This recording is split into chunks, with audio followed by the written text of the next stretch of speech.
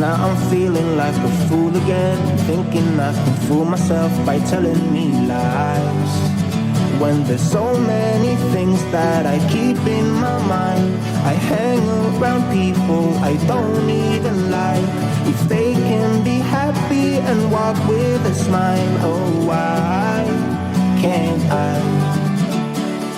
Will someone look for me if I disappear? No matter how much that I scream, nobody hears. But I see the light from far away, it's down the line. Maybe I should not give up without a fight, 'cause there will be a time. Oh, oh, oh, oh, oh, oh, oh. There will be a time. Oh, oh, oh, oh, oh, oh. There will be a time.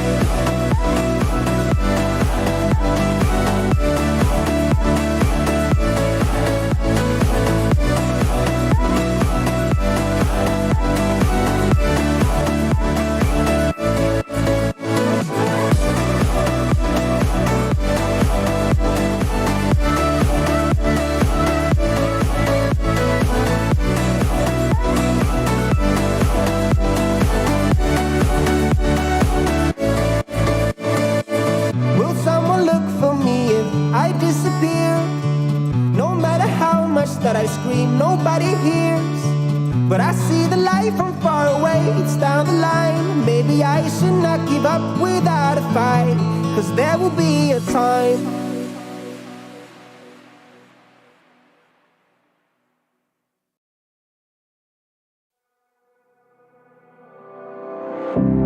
I would never wait for something to let it go to waste, with everything at stake. I thought I would take it all back. I just wanna make this thing last, but we're running out of time. We were doing alright, holding on, but I'm losing the fight. Could we run away? I know if we just hit ground, running, closing off all the world with no light coming in, bending before we break. Don't you know you and me, we can run away.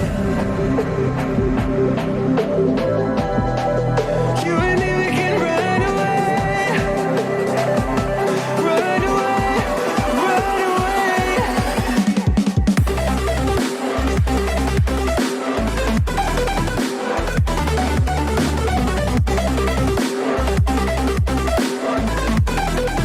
You and me, we can run away.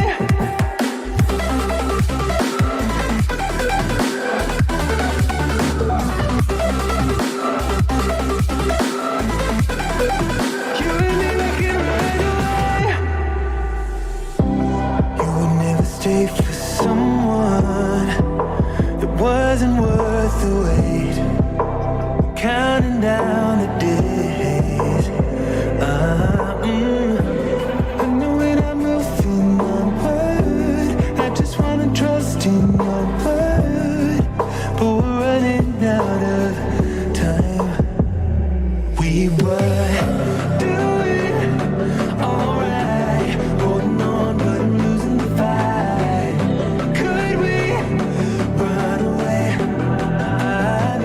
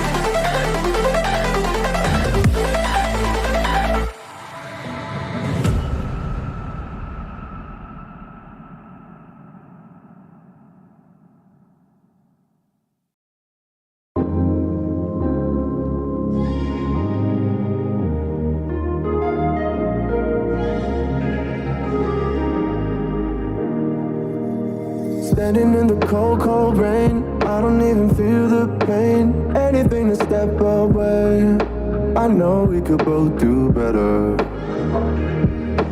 Wish you would've left me here, now I'm just controlled by fear. What's the point in our reflection, if you never look in the mirror? Counting the days until you're gone, waiting for us to carry on. Oh, I'm running, what am I running from? Time's going by, but where's the time going? I tried to give you everything, you took it all and took it for granted. If you're still falling out of love, maybe it's 'cause it's not enough.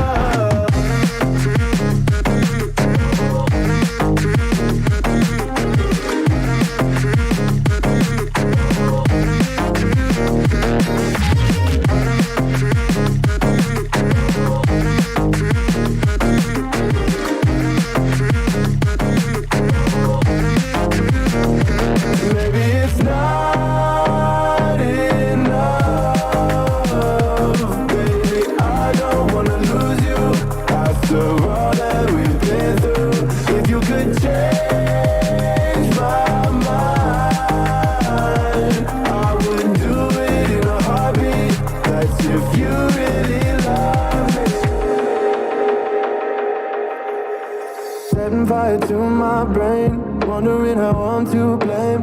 You're the one who doesn't dream, so why are you always sleeping? I remember when you said you're afraid of what's ahead. What happened to ride or die? I asked and you just start crying. How are you acting so surprised? Haven't you seen it in my eyes? Oh, I'm running, what am I running from?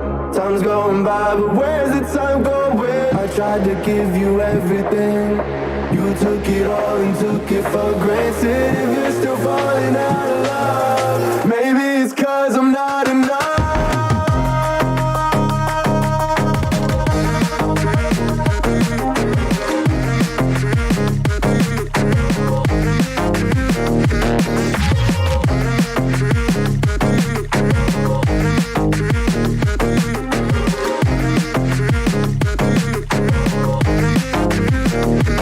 Maybe it's not enough. Baby, I don't wanna lose you after all that we've been through. If you could change my mind, I would do it in a heartbeat. That's if you really love me.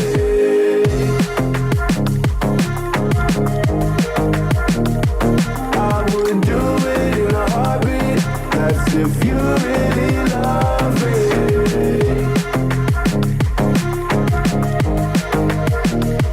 I would do it in a heartbeat. That's if you really love me.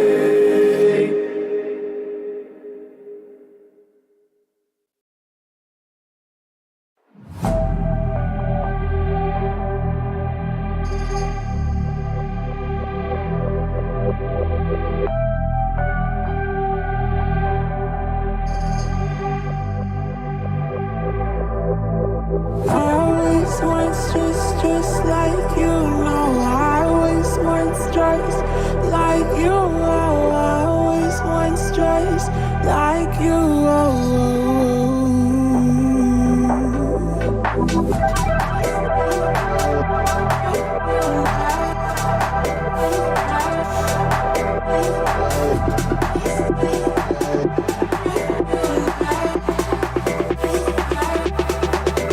Let's go.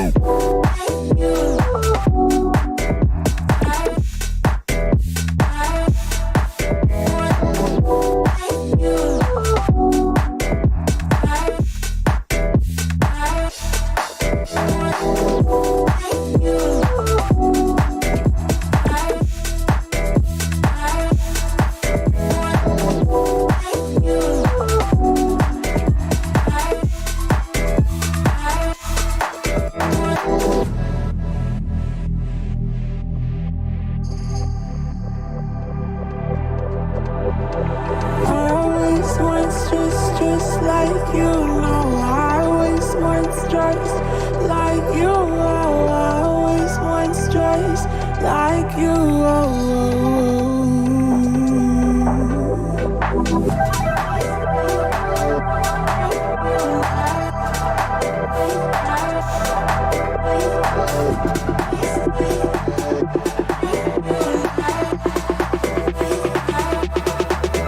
Let's go.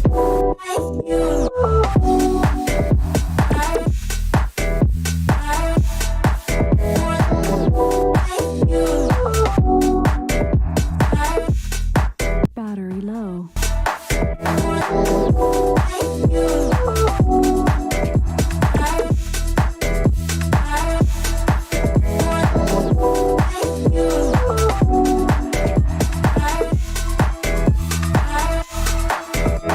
Charging battery.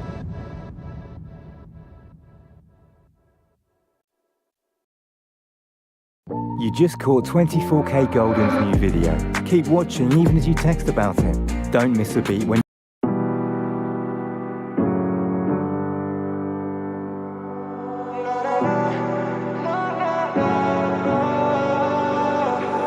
Baby, can you pray tonight?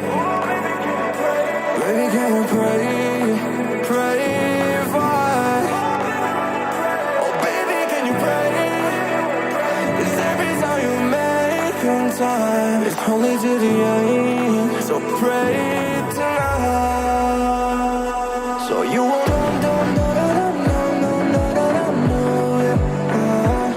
for every run that we had, turn and I knew it. But I've been ready every day, know everything's alright. Are you gonna pray? Are you gonna pray tonight?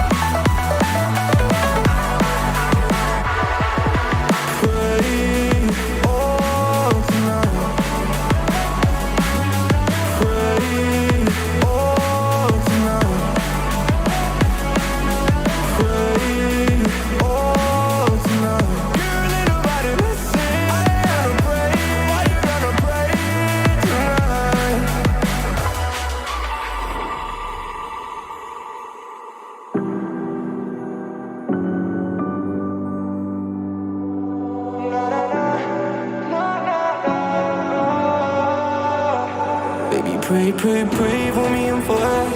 Baby, pray for me and for us. Baby, pray for me and for us. Gotta pray for me and for us.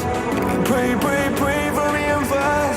Baby, pray for me and for us. Baby, can you pray tonight? Baby, can you pray for?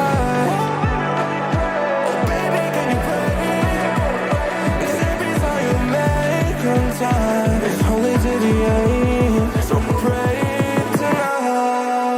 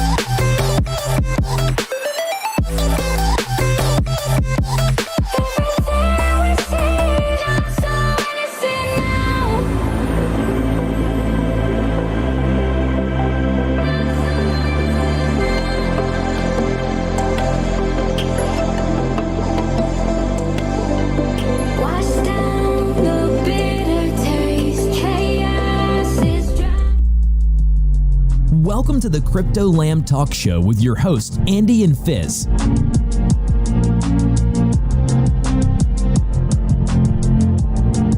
Be sure to follow and check us out on Twitter. Hello, ladies and gentlemen. I hope you are all doing well. Thank you very much for my coffee. Lovely. I have my coffee here, thanks to my lovely assistant. Oh, wow. Okay, yeah, my fiance. Sorry, love you. I know, 2 people, right? Private show. It's actually 3, I think now. But, that is completely irrelevant to me. I am under no illusion that we're going to get record-breaking numbers every single show. I have no ego about this at all. At the end of the day, later on when people find value in this stream, they will come. And not just that, you can watch it after anyway, so some people, it might not be the right time for them to watch. So I don't care if it's 1 person, 3 person, or 1 million people. It makes no difference to me. I still enjoy doing this. And Harmony Magdaly, you are an absolute legend because you're here every single show. I just noticed my mic's a little bit lower than normal. Is it the same? No, it seems to be okay. Probably just not me talking directly into it.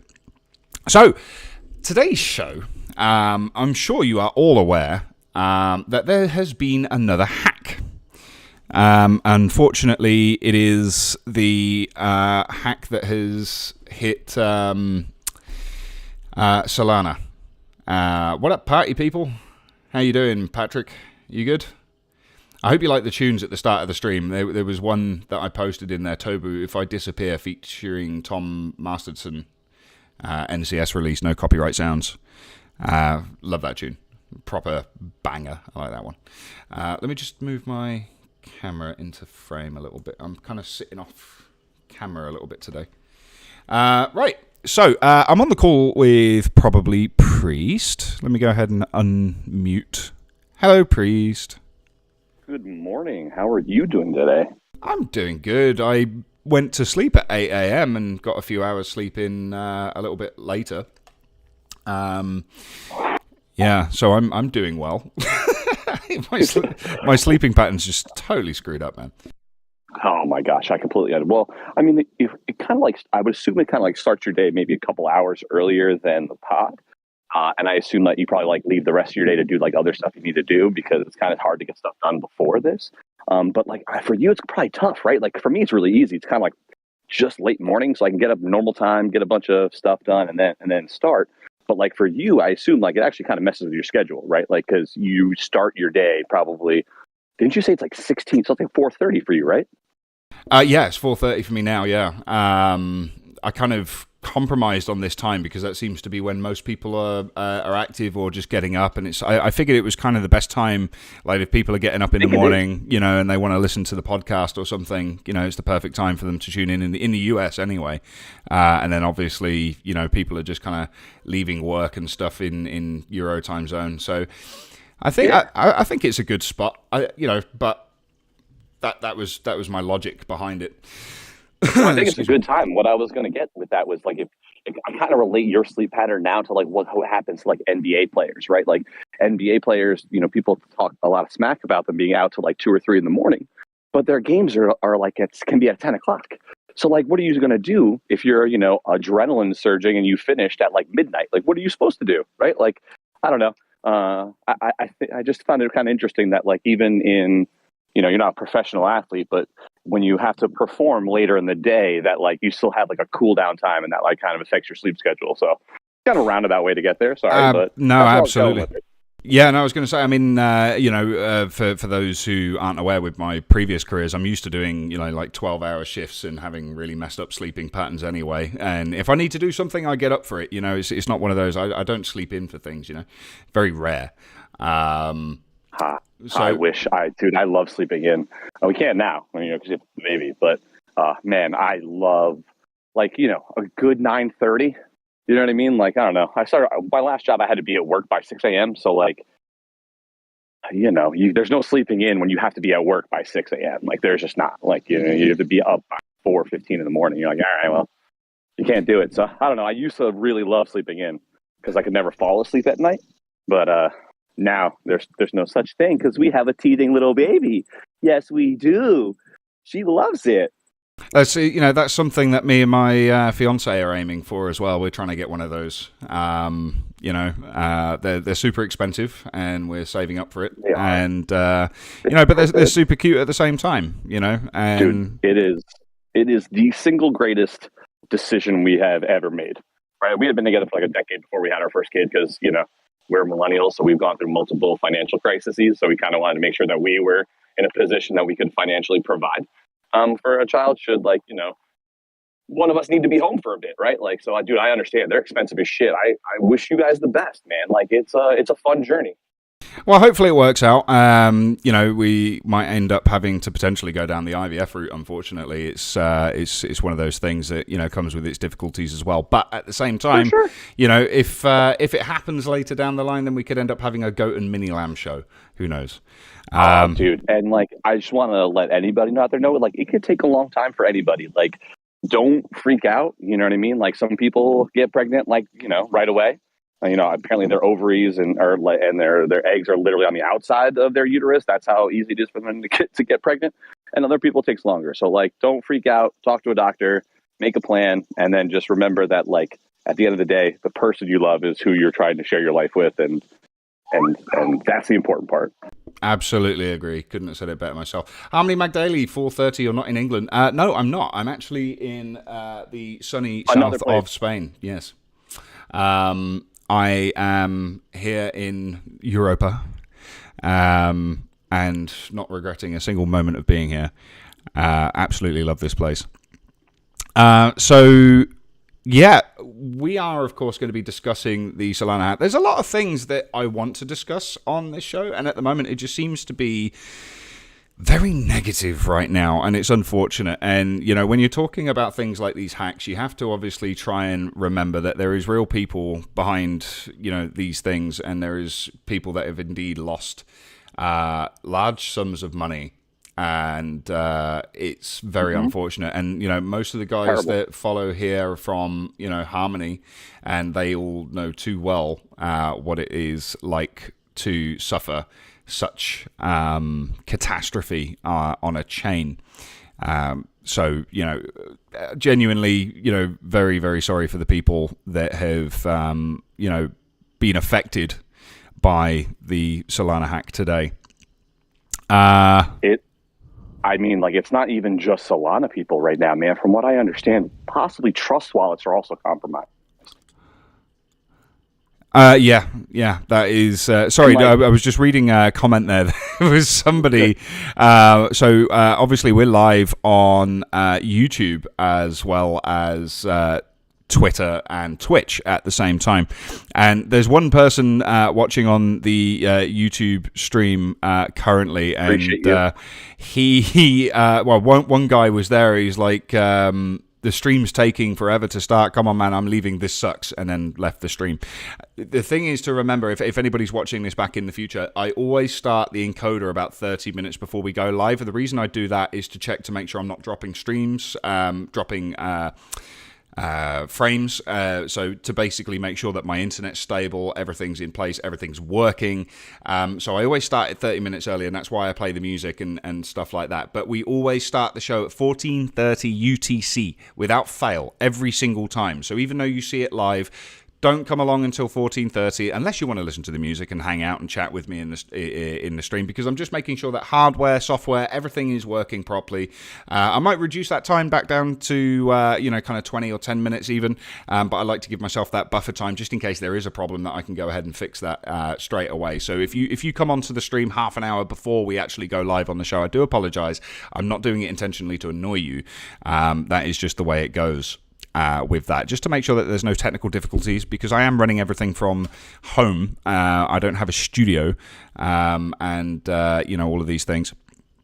So we have a special guest, and he's just messaged me on Twitter to ask how does he get in the call. So I'm just going to go ahead and bring him in now. The call will drop between me and you, Priest, but I think it will automatically restart because it will go from being a private to a group chat and all that kind of stuff. So there we go. And starting the new call now. And I think you're back, aren't you, Priest? There you are. You're there. I am here. Yes, sir. Lovely. Hello, Mathis. How are you doing? I'm not too shabby. How are you doing? I always go to wait until I finish work, but I kind of ran out of anything to start at this hour, so I figured I'd join you before I finish work. Found myself a nice empty office. I really appreciate that, man. I love it. That's absolutely awesome. So, for those who don't know, Mathis is a bit of a professional with these things. I'm oversimplifying it. You go ahead and introduce yourself, Mathis, for those who don't know. I wouldn't exactly say I'm professional, but I do have an interest in development and coding and crypto and security. So, I know a few things. And I was asked to come and speak today. I had a quick analysis over what was going on. There hasn't been a post-mortem or anything for Solana as of yet, but there are some clues and some guesses, I guess. So yeah, but I'll let you continue, and you can ask me some questions if you want. Sure. So about it's probably 10 plus hours ago now, I think there was an alert to say that essentially Solana or parts of Solana, I think some wallets had been compromised, and that money was being siphoned off in the form of Sol and USDC. I think I'm not sure if there was other. I'm not sure if there was other coins that were taken. We can get into that in a minute if I find stuff. But as far as I'm aware, it's been kind of interesting because it's, as far as I know, it's not a bridge hack, is it, Mathis? It's an exploit on wallets. Is that right? No, it's an exploit of some sort somewhere, but it's whoever has the attacker has managed to obtain the private keys of the wallets. So the person making the transactions, is, as far as the Solana is concerned, is the owner of the wallet. So they're using the wallet owner's private key, and so it's likely. Probably not necessarily a wallet hack or a software code. It's probably more likely that the private keys have been we don't know, but the attacker has managed to access the private keys. Where those private keys were stored, whether there was some storage in the wallet itself or in what's it called? But it probably won't be stored in the wallet itself, but it's most likely been stored on the user's current machine. And there's been a lot of reports about how these are old wallets, they haven't been used for a long time, but there's a lot of people also come forward to say that, okay, my wallet's like a 1 month old, and that's been drained as well. I've heard of Sol, USDC, and USDT being drained. And one thing to note that has happened quite recently as well is that a new version of Mars Stealer, I don't know if you've ever heard of that, which did have another name before Mars Stealer, and now is now going under the name of Lucas Stealer, which is now been rewritten in Rust, which makes it a lot harder for malware and antiviruses to reverse engineer, because Rust is a newish language. And that's just that was literally the code for that was released like last week, like the Rust version with a lot of updates and a lot of features. So it's possible that the Phantom wallet was one of the new things that the Mars Stealer or Lucas Stealer is now looking at. Give you a little bit of a brief on what Mars Stealer or Lucas Stealer, or I've forgotten the name, but there was an original one. I know it as Lucas Stealer. That's what I've been seeing floating around. Yeah, well, Lucas Stealer is a Rust version of Mars Stealer, which was written in C, and Mars Stealer was a version of some other Stealer. And basically what this program does is it'll install on a computer through phishing or some other malicious activity. So once this program is installed, what it will do is, because all your browser extensions, it can each browser extension has its own unique ID. So you just pass it a list of browser extensions, and it will just search for all the different browsers and all the different extensions to see if you have any any of these extensions installed. And if you do, it will gather all of that information and then send it back to the hacker through the internet. And the way it does this is it uses Telegram, Discord to send the data back to the hacker, and then obviously they can have access to your private keys, or not just that, other information. So anybody who has been affected by this hack, if it is Luca Mars dealer, then it's not just the Phantom wallet that you should be worried about. That means it can access MetaMask or anything really on your computer. And it can also take screenshots, and it can access hardware. So if you have a hardware wallet, I don't know how possible that is, but in theory, if you had a hardware wallet plugged in and the stealer was in there, they could potentially, make it send money elsewhere. But I'm not going to. That was just something I was thinking about. I don't know if it is. Wait. I'm sorry. I'm stupid. I'm sorry, Mathis. I need to cut you off here because I'm stupid. All right. So you're saying that theoretically, even a hardware wallet could be affected by this? Not necessarily affected. Oh, thank goodness! You genuinely had me concerned there when you said that. I was like, oh no! Just clenched, bro. Oh my god! If you had plugged the hardware wallet, again? I'm just talking theoretically. It's just something I was thinking about. Maybe thinking about giving it a test as well. If you had your hardware wallet plugged in and you got it ready, you still have to connect to the program to send the transaction. There's a possibility they could do that, because what they can do, like for example, like they can change the clipboard contents. So if you have an address you're wanting to send your money to from your hardware wallet, and you copy and paste that into your address to send from your hardware wallet, then the stealer could change that to one of their addresses. That's one thing, but they probably couldn't change the So realistically, then it's a Chromium style injection. It's not. It's not Chromium. It's any browser and any browser extension and your physical computer. It can right. It can access a lot of things on your computer. Right. Okay. To me, it just sounds remnant. Are you aware of an old program from the early 2000s, 90s called ProRat? No, but I'm trying to think of another name of program. Yes, I know. I know it's similar. Yeah, there was a lot. There was a few like that. There was loads. Yeah, and it just kind of feels a little bit like that. Yeah, well, I had one which it was put into a whack-a-mole game, and you'd send them this whack-a-mole game, and you'd open the game, and you can play the game. But when you open the game, it installs a connection, and you can, connect to the computer. You can take screenshots. You can take, it's basically like a remote desktop style attack. What was that called? That was fairly ProRat obviously being pro remote access tool, so it was essentially exploiting backdoor ports to gain remote access of a computer very efficiently. You could do everything from opening somebody's disk drive, accessing the camera, printing stuff out, obviously transferring files, loads and loads and loads and loads of things. Yeah, that sounds very similar to the program I was thinking about. And there was also another one called Back Orifice, which was very nice. Yeah, which was a bit of a play on the words of back office, and the same thing there. But anyway, the top and bottom of it is that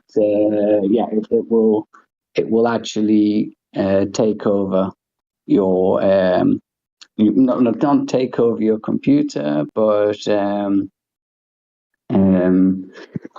it can access all the information on your computer. And I guess the security issue here is if it's that easy to get the data from or get your private key from software wallets, then they're probably not stored in a good way.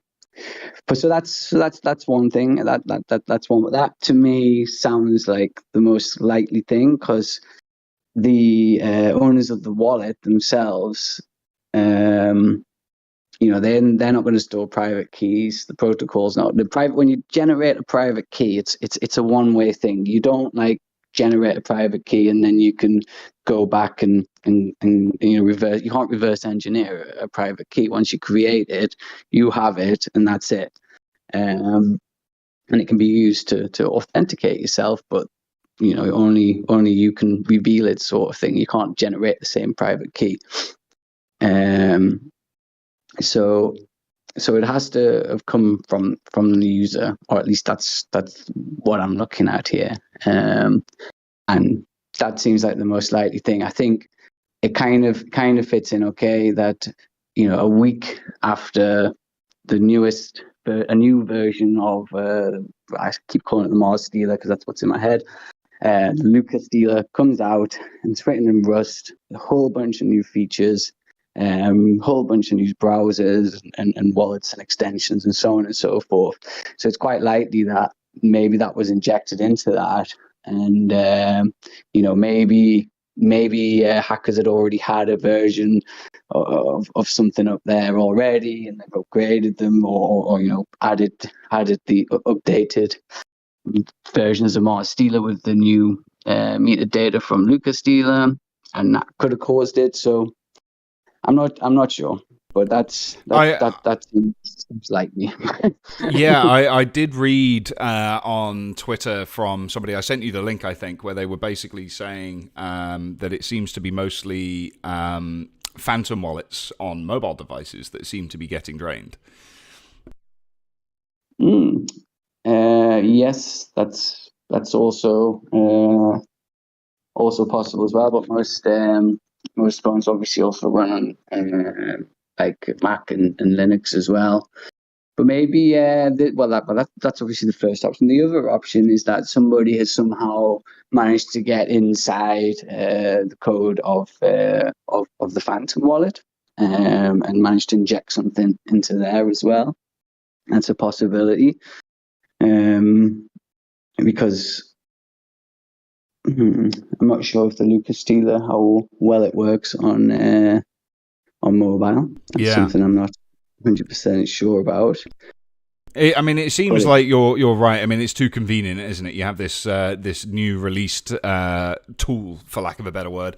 It's interesting that some of the wallets have been identified as being dormant wallets. And not recently used ones. I don't know if there's anything critical about that it seems to be more dormant wallets rather than active wallets that are being stolen from. I would have said that was coincidence, and I've seen people have also come forward and said, look, I use my wallet all the time and I've been hacked. I don't know how, if that would be a connection, then there wouldn't really be a connection for that. I mean, how not using your wallet or using your wallet isn't necessarily, there's not really a distinction there. Like, whether you use it or not, your private key is stored somewhere. You would have to use the computer. Maybe you haven't used the wallet, but you've used the laptop. And because you're using the laptop, then it's gained access. Yeah. I mean, it is interesting. I mean, I can assure everybody here that my $33 on my Phantom wallet is safe. It hasn't been drained yet. So one thing it just made me chuckle here is that DaVinci Jeremy. If you don't know who DaVinci Jeremy is, he's worked quite a lot with Crypto and Carl the Moon, I believe. And he just said, "What does Sol stand for?" And he says, "Shit out of luck," which is a bit harsh, but very true at this point. And it's quite funny because there was a tweet that I replied to, and he goes, could this Sol hack be the end or the downfall of crypto? I'm like, well, the Bitfinex hack wasn't, the Harmony Bridge hack wasn't, so. And then a lot of people obviously turning around and tweeting that, what hasn't been hacked today? Bitcoin. And it's like, well, obviously, right? And Syscoin quite happy to obviously point out that because they're merge mined with Bitcoin, that their security is top tier. So you know, there is a lot of chains that are becoming more attractive, you know, to a lot of people to go to, proof of work chains in particular. I'm just wondering, you know, if AVAX are kind of sitting there sweating at the moment, wondering if they're going to be next. You know, in this instance, like I say, it's a private key hack. I mean, that can happen in Bitcoin. If you get a Bitcoin private key, then you can still drain a Bitcoin wallet. I think the message to everybody, I think the message out there from this is don't have large amounts of money in a hot wallet. Have a cold wallet, and also why, if you have, like, you know, tens or hundreds or millions of freaking dollars on your browser computer, somebody would probably steal it, because, you know. I mean, I don't want to victim blame, but if you're putting your entire fortune in MetaMask on Chrome, you're making a mistake. Yeah, you're making a big mistake. It's not a victim blame. A lot of people are unaware. They're uneducated. They don't realize how insecure. And what the best practice should be is to buy yourself a ledger. Cost you $100 maximum for the top one or something. I mean, you get them for $50. You put that's what you keep. Maybe even get two. I don't know. I have the To the Moon limited edition version, and it is the best thing that I ever bought. Yeah. And I bet you it still didn't cost you over a few $100s.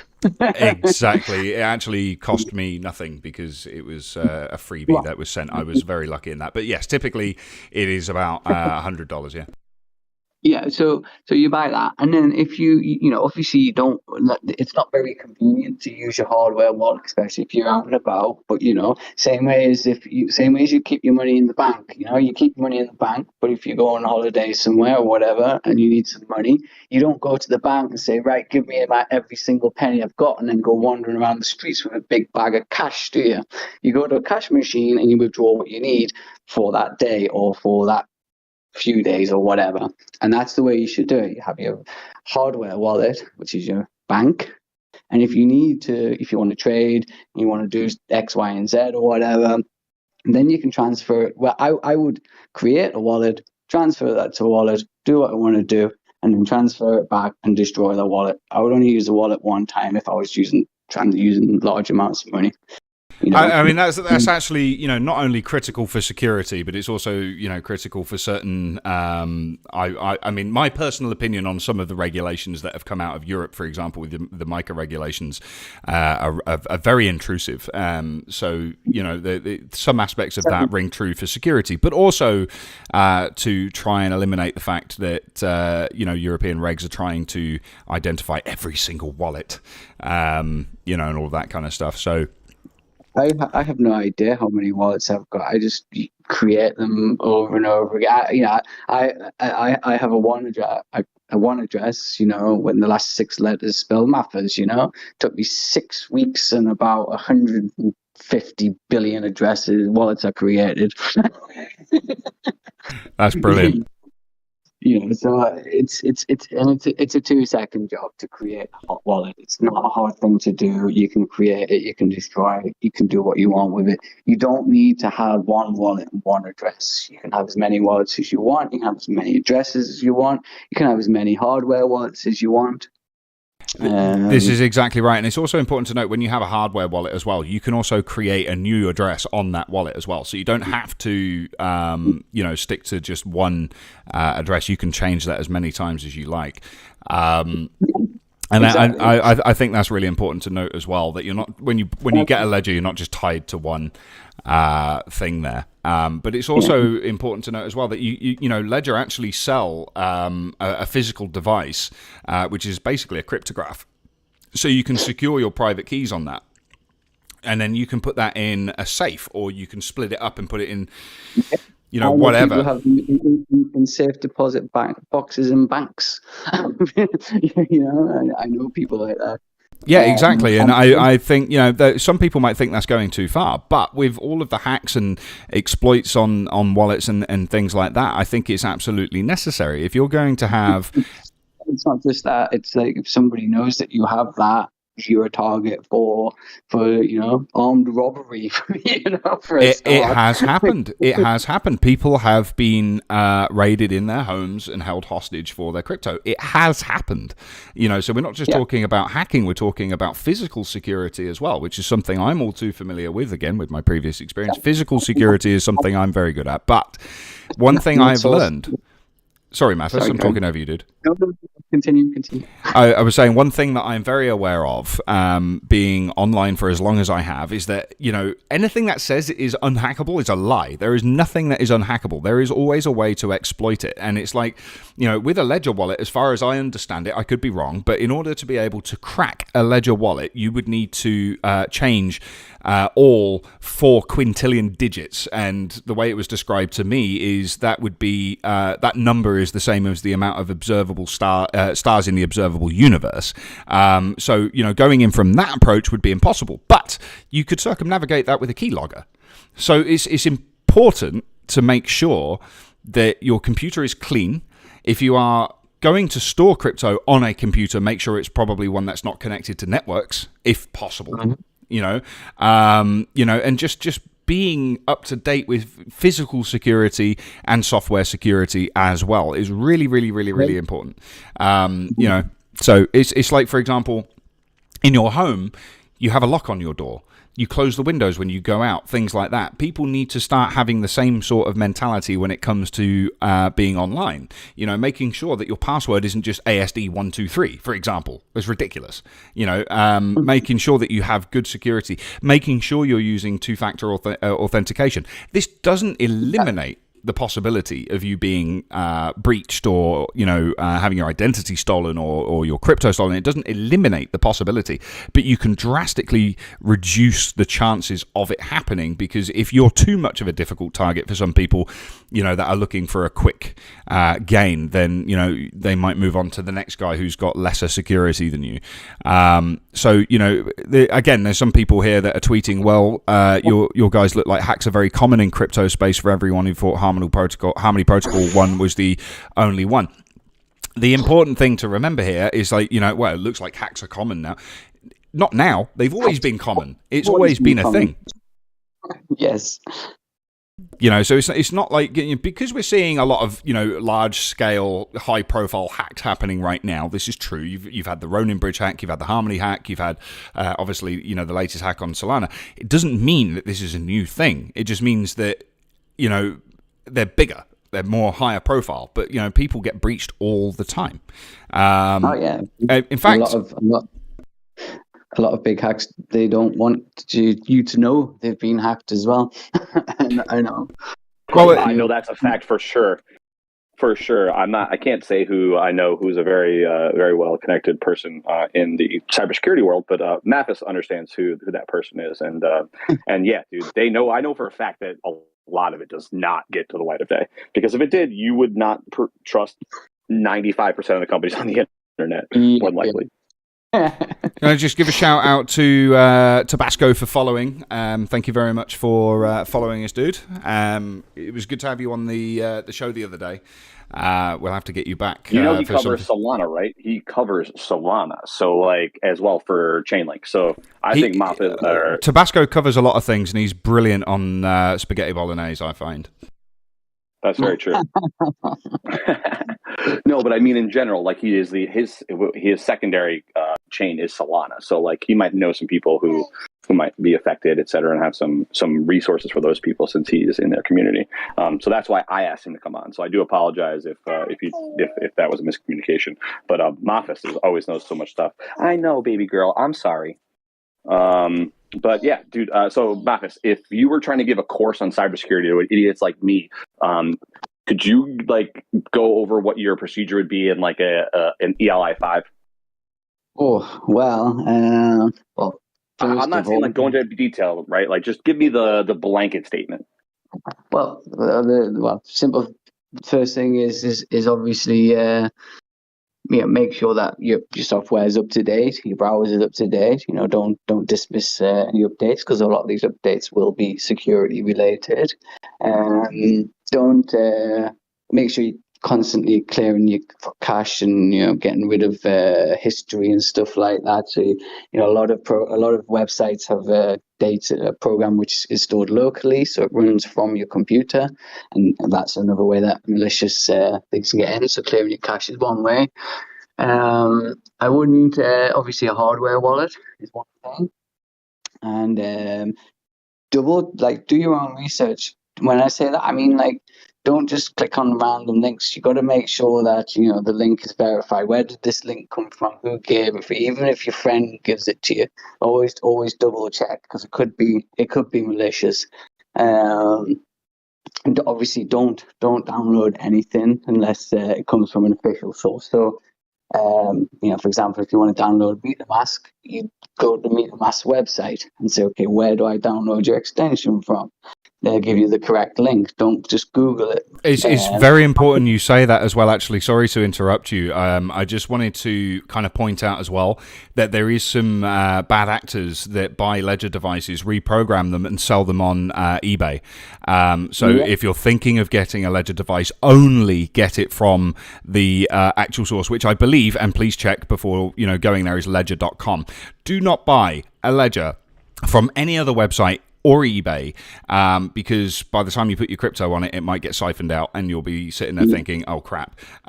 So only buy it from Ledger. Yeah, either that, or you get a Ledger, which is just an empty plastic box. Either way, you're getting scammed. Yeah.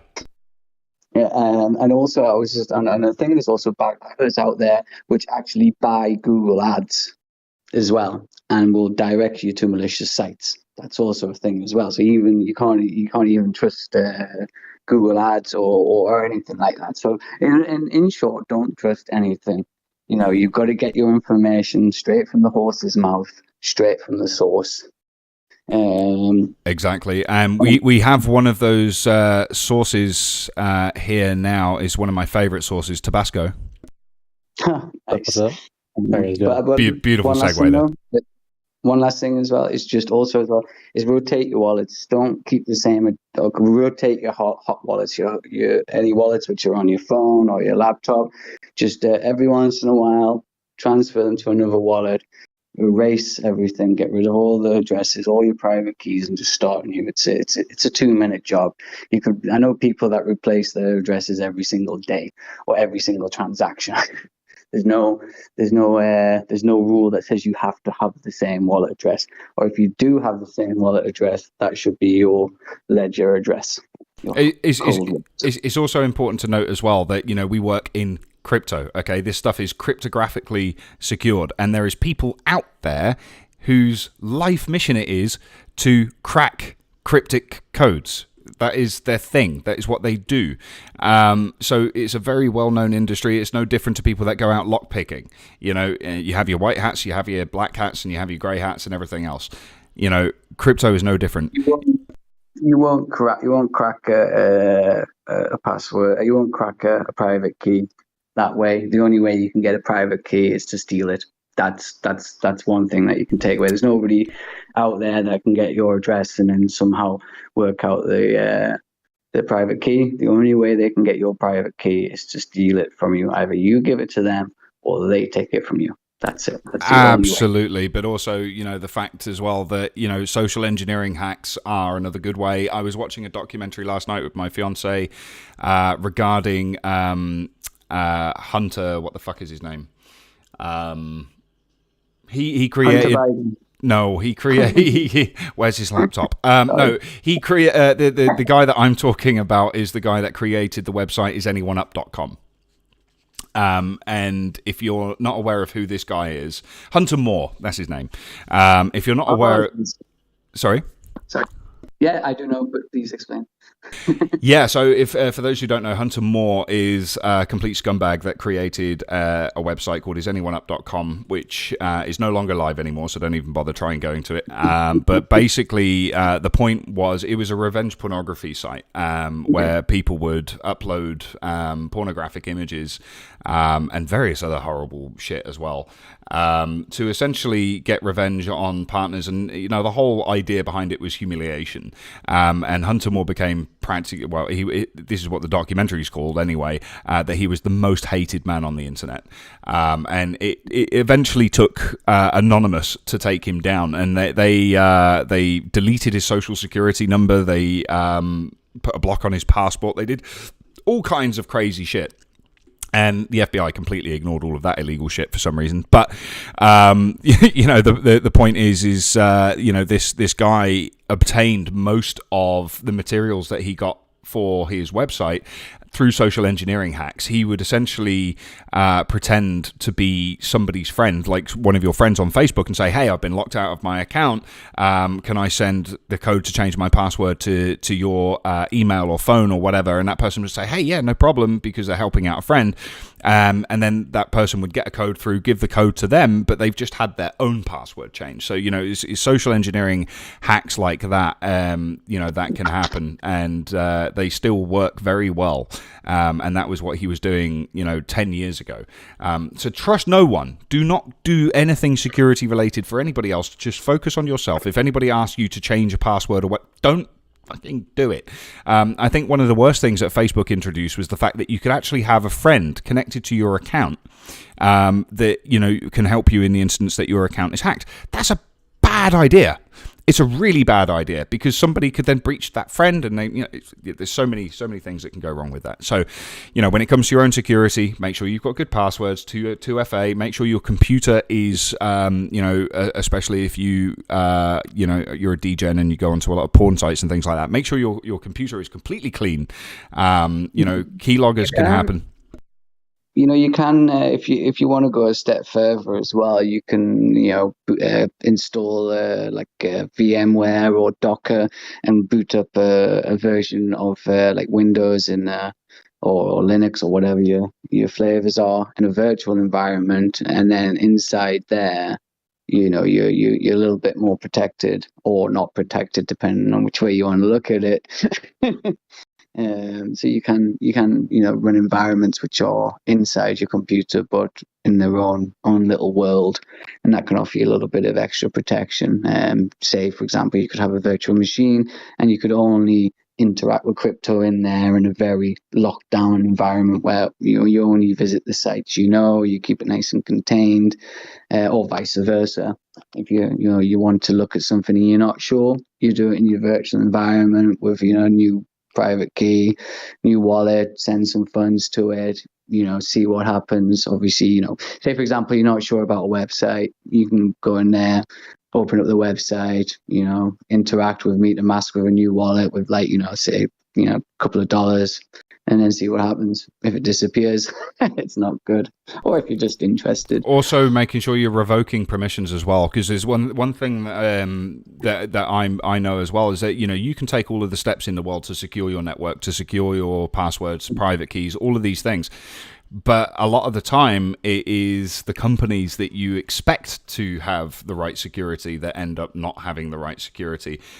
Without being too harsh on Harmony, it appears that their breach happened because people gained access to a couple of private keys. I could be wrong. There could be more updates on that I'm not aware of. But it would appear that their security wasn't exactly top notch, in that respect. So, it doesn't necessarily need to be your fault. It can be the fault of the companies that are supposed to be securing things. Yeah, on the subject of revoking approvals, that's bad practice from a lot of us developers, basically, because there's two ways that you can give permission. Well, there's approve, but there's also increasing the allowance. And the best practice is you say, okay, I want to give you 200 USDC. And then you say, okay, I approve this contract to transfer 200 USDC. Great. So you approve, then you make the transfer. Okay. But because developers wanted to seem like their website is faster and less thing, you do one approval. But when you do one approval, you basically give the contract unlimited transfers. You say you can transfer as much as you want, whenever you want, however you want. So that's that you should not have to go through and revoke approvals, because in my opinion a contract should never ask somebody to give them unlimited access to their funds. Really. Absolutely agree. Yeah, completely right. So if the security of that contract or that person gets compromised, then they have access to all the wallets. And again, we're not just talking about digital hacks here. We don't know. Another possibility about this Solana hack is, maybe a developer on the Phantom wallet, I don't know, maybe somebody got to him. Maybe he's a cocaine addict and had. I don't know. Statement? Yes. Oh, yes. Please, of course. So, like, I'm not trying to be. I was just doing some research here on some things, and like, does anyone remember the game that we talked about from Steam that Pioneer looked up? That it said that it gave access to like a bunch of weird permissions, and like gave access to 100 USDC, etc. They pulled out of Harmony after they rugged after Harmony like a couple days ago, and I'm just looking at their like information, and they are on Solana. So like. Could that have been like a malacting token? Maybe. I'm sorry. Do you have a link to this? To what? To the game that pulled liquidity? Yeah. Yeah. For sure. Give me a second, man. Let me. I must have missed something, or it's kind of left my brain at some point. Well, Pioneer talked about it the other night in a space. Am I wrong, Tabasco? Can you answer that while I do some internet? Yeah, I haven't heard of exactly what you're referencing. But am I dropping alpha here? Okay, so there's a game that was launching across multiple blockchains. They're supposed to launch on Harmony, Avalanche, and Solana. When I looked up their game, I found out that their game had 11 players on Steam. Now, I don't understand how any development game can afford to launch across 3 different platforms at once. So I asked, and it's on Steam, yeah. No. The game is Legends of Aria. It will be removed, and it will be removed from Steam because you can't have NFTs on Steam. And that game was kickstarted and then abandoned after 3 months, and then 3 years later, it is now going to blockchain across 3 different chains, but with only an average of, let's even say for data, you can look at the Steam charts, that an average daily player count, maybe 100 over the last 3 years. How are they making any money to be able to afford blockchain devs? I'm not saying that they did or did not do anything like illegal with Solana. That's not my place. But the token that they had on Harmony was pulled a couple days ago. That was for that. That is as per Pioneer in the chat we were in. It's Wednesday. What's that? Monday night. So he literally announced it while we were in a chat with everybody on Twitter Spaces.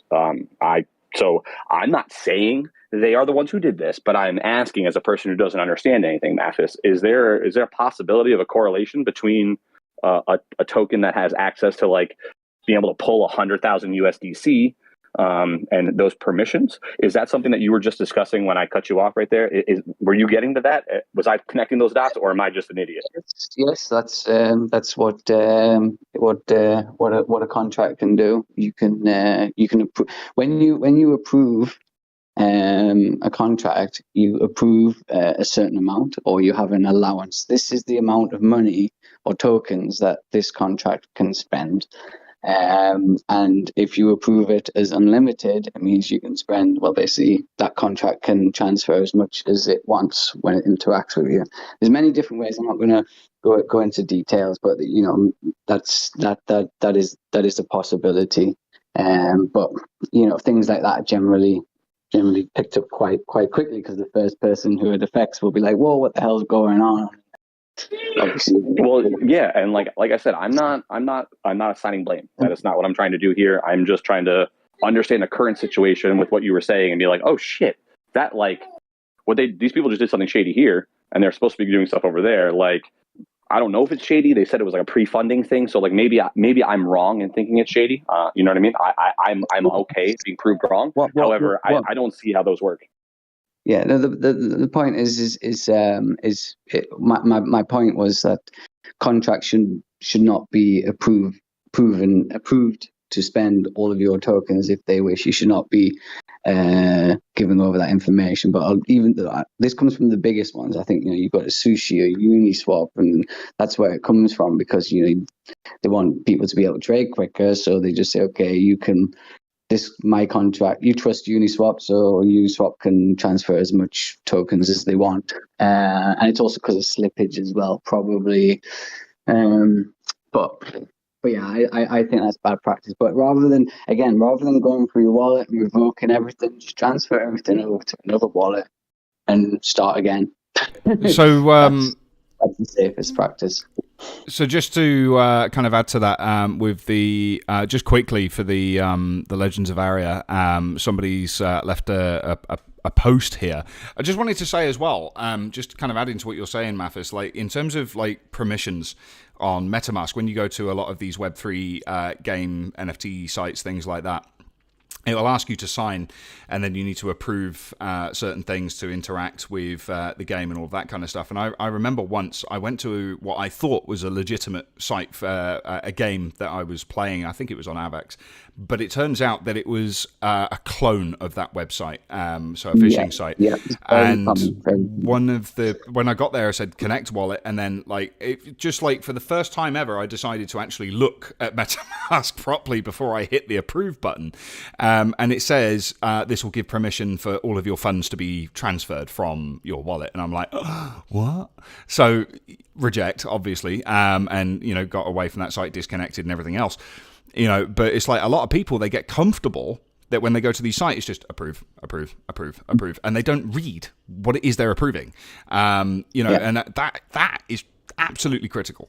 But it's because they go to perfectly legitimate sites and they do exactly the same thing. That's the thing. It's like, these malicious contracts are doing the same thing as what normal contracts do, which is approve you for everything. The only difference is that normal contracts or legitimate contracts, it's not in their best interests to steal off their users, so they don't do it. They want to approve it all in one go, so you don't have to approve every single time you make a transaction, because then that's 2 approvals. And obviously, like on Ethereum, for example, right? If the gas is high, you want to do one swap, and you're going to have to pay for the approval, and then you're going to have to pay for the trade every single time. Whereas if you approve it all, then you approve once forever, and then you can trade. So it's obviously cheaper on gas. That's where it comes from. But there's absolutely no place for that sort of thing on any low fee chains, low gas chains. It's not costing you money to do the extra approval, or it's not even an approval. The approval is the wrong function to be using here. What developers should be using is increased allowance. I will increase your allowance to allow this one trade only. So this contract can initiate this trade for this amount, nothing more, nothing less. Well, you can obviously do less, but nothing more.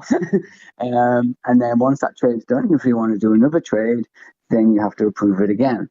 And it might sound cumbersome, but that's obviously that increases your security there. So that means that somebody has access to, or somebody has a malicious contract or whatever, or if that contract gets compromised, then they won't be able to drain your wallet.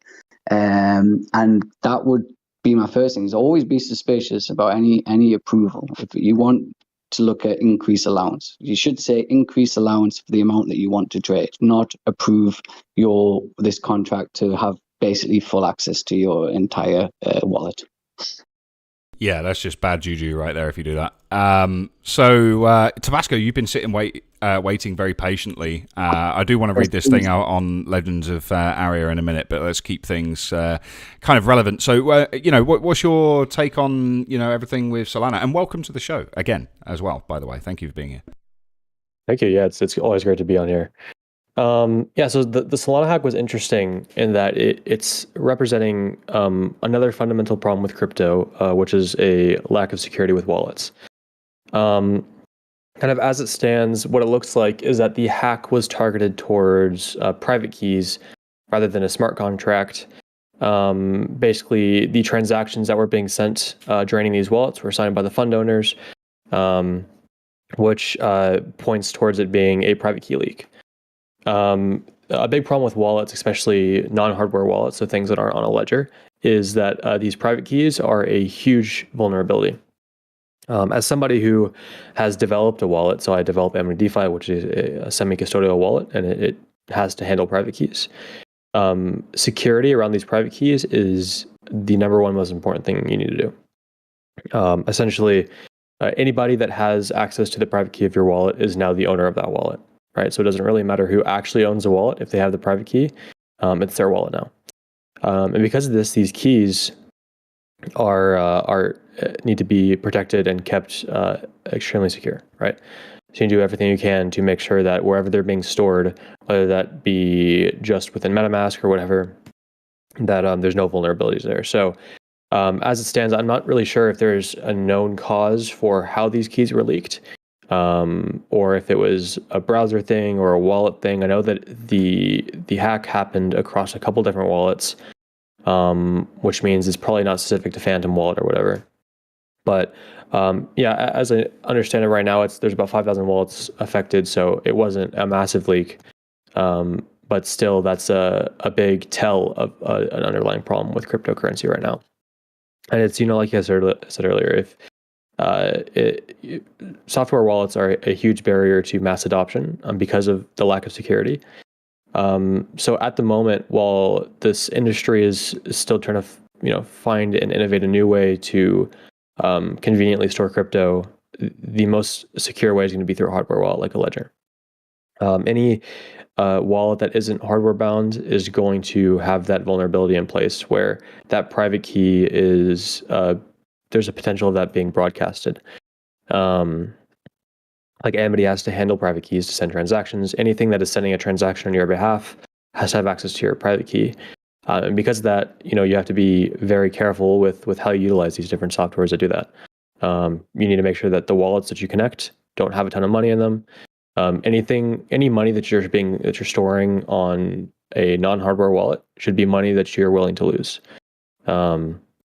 because there's a high chance that you will, right? Whether it be you approve a bad smart contract, or it gets leaked somehow through some database, whatever. Any non-hardware wallet should be a low amount of money and not the heft of your investment. Otherwise, we saw with Solana. I was going to say the same goes for NFTs, right? As well, it's not just tokens, right. Not just Bitcoin, not just Ethereum, anything else. I mean, hardware wallets such as Ledger also have NFT support now as well, and a lot of people keep their NFTs on MetaMask wallets and things like that, purely because it's convenient for OpenSea and various other platforms like that. But I just wanted to add to that. Sorry for interrupting. Yeah, no problem. It's NFTs are a huge store of value, and for a lot of people, it's the majority of their portfolio of the assets backing in their portfolio. NFTs make up most of it, because that it kind of follows the similar rule in that it should be stored in a hardware wallet rather than a software wallet. With Solana, we saw that people lost huge amounts of money that they could not afford to lose in this hack. Which just goes to show that, number one, wallets need to be changed in some way fundamentally before we reach mass adoption, right? We don't want people saying that, hey, everybody that adopts crypto needs to spend $150 on a hardware wallet is kind of ridiculous, and that bars entry for a ton of mainstream people. I just elaborate on that amount there.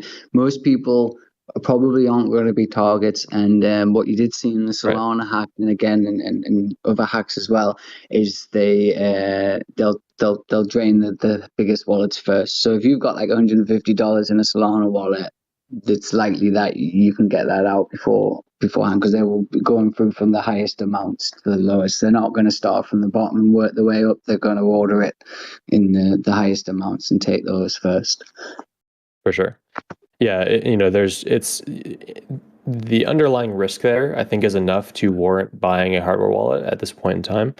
Even like myself, I really don't have a whole lot of money in like any of my wallets. Most of it is kind of spent, doing a bunch of different stuff. So I'm not super vulnerable, and I actually don't have a Ledger yet. But after the Solana thing, I'm probably gonna go pick one up. Anyone that is a big crypto user should have one. Other than otherwise you're putting yourself at risk, even if you don't have a lot of crypto like myself. Since I've been online, since I've been doing YouTube and various other things like that, I've always received notifications in my email that somebody is trying to gain access to my email accounts, to my YouTube accounts, to all of these things. I have 2FA on everything. I have, so many different authenticators and things like that. I take security extraordinarily seriously when it comes to it, and I've used a Ledger from day one for that exact reason, because there's been more than one time where I've been doing a video or even a live stream and I've accidentally, shared my wallet address or whatever, and I'm safe in the knowledge that, if somebody did get into my MetaMask or something like that, their maximum they're going to get is like maybe $40 or $50 or something like that. Everything goes to the Ledger. And just to kind of reiterate as well, like, in order to be able to you can't crack a Ledger. You just can't. And the only way it's going to happen, like I said before, is like if people have got key logging software or you have stored your private keys in a stupid place. Like on the cloud is not a good place for your keys, okay? On your computer in a text file is not a good place for your private keys. Use a cryptographic device. I've forgotten the name of them. Do you know the name of them, Tabasco or Mathis? The thing I'm talking about? It's like I know what it is. I actually know a guy who's developing another system as well to store your private keys on a couple of credit cards as well, which would then be a good idea to put those in a safe or a safety security box. Yeah, there's many different ones, and basically, wherever you store it, it should not be. It should be a physical thing. People have engraved it on metal and buried it. People have written it on laminated and put it in a safe or put it in a bank. Put it somewhere safe. Treat it like like a bar of gold. Basically, imagine it's a bar of gold worth $1 million or something like that. You don't want anybody to find it, and you don't want it to be destroyed, So, it's like Pioneer just said in the chat, pen and paper. I don't really agree with that either. Just using, pen and paper, quite simply because fires can happen, floods can happen, things like that. And, I don't think that's a very good idea. It needs to be something physical and solid. It's still better than a text file on the computer, though. My favorite is engraving it on like a bit of metal. So I had if you came into my house, you'd have to get into our safe, into our fireproof box, and then I converted my Ledger wallet to an old language that isn't spoken by anybody anymore, but I can fucking read it, so I can unlock it. I have the key for my daughter to be able to unlock it, my daughter and my wife, and that's it. There's 3 people, and that's in a safety deposit box. You know what I mean? Like essentially in our house, because what are you gonna do, right? Like. You were talking about paper, right? Pioneer said writing it down. Writing it down is really, really good, right? Because there's no other way to get your 12 words. No one else is going to fucking remember that shit, right? There's just no other way to. So Patrick Mogul just said, I had 24 kids and named them in order of my mnemonic. Is that wrong? Of course it's wrong, man. You should at least do every odd number or every even number. Mix it up a bit, You can't do it in order. That's too obvious. Just have a child every year for 24 years and name them after your mnemonic. That would work. I remember when the classic tricks when kids we used to write codes where you'd have a book and the page, the code would be like page number, line number, word number.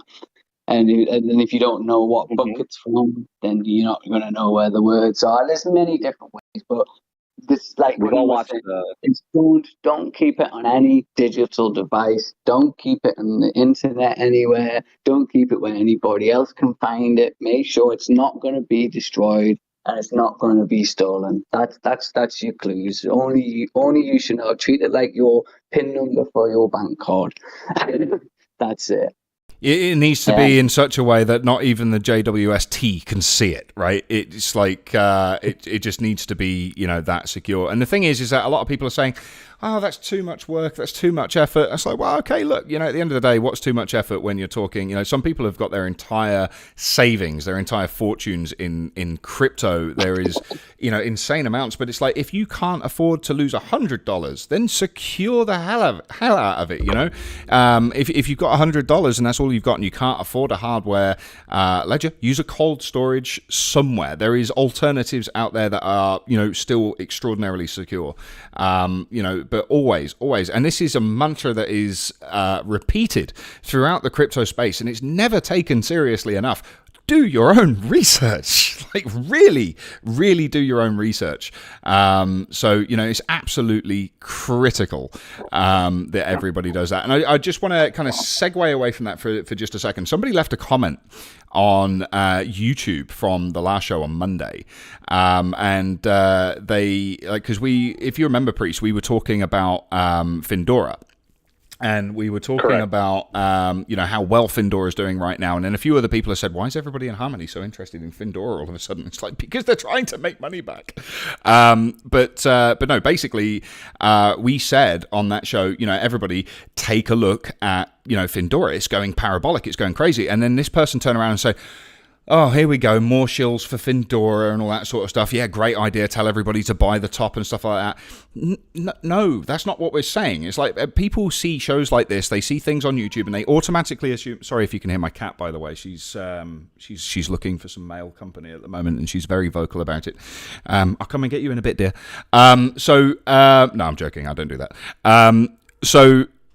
Basically, we do not sit here and shill things like that. Now, if a project comes on, we will talk about it. We will do an AMA, but it's still up to you, the user, the person that is following us, to look into it yourself and decide, is that investment for you or not? We are just talking about projects. Some of them are going to be amazing, groundbreaking projects and initiatives and things like that.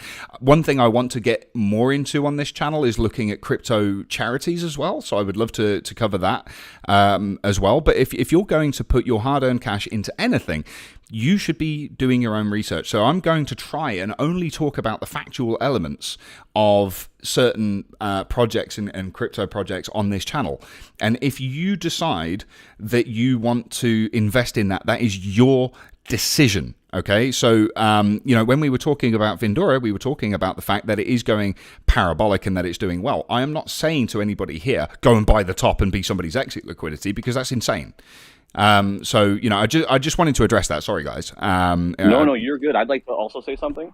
Look at the price on what it was Wednesday, and then look at the price this morning, and then tell us if we gave you a reason to look at it, right? Like, we're not saying that anyone should invest in anything, but if you look at the price it was Wednesday morning, it was like, 0.003 or something, and then it was over 1.5 cents yesterday at one point in time. So, like, we're not telling you that we're going to have financial advice for you. We don't. We're never going to. We're just going to tell you what the conversations have been that we've been in through the learning experiences we have to have through running projects and being in these kind of environments. And it's crazy that happened. And no one should ever be anyone else's exit liquidity. I tweeted about this. Schwaber has also been tweeting about this. Everyone out there, if you haven't had a chance to follow him, Schwaber is SH Waver.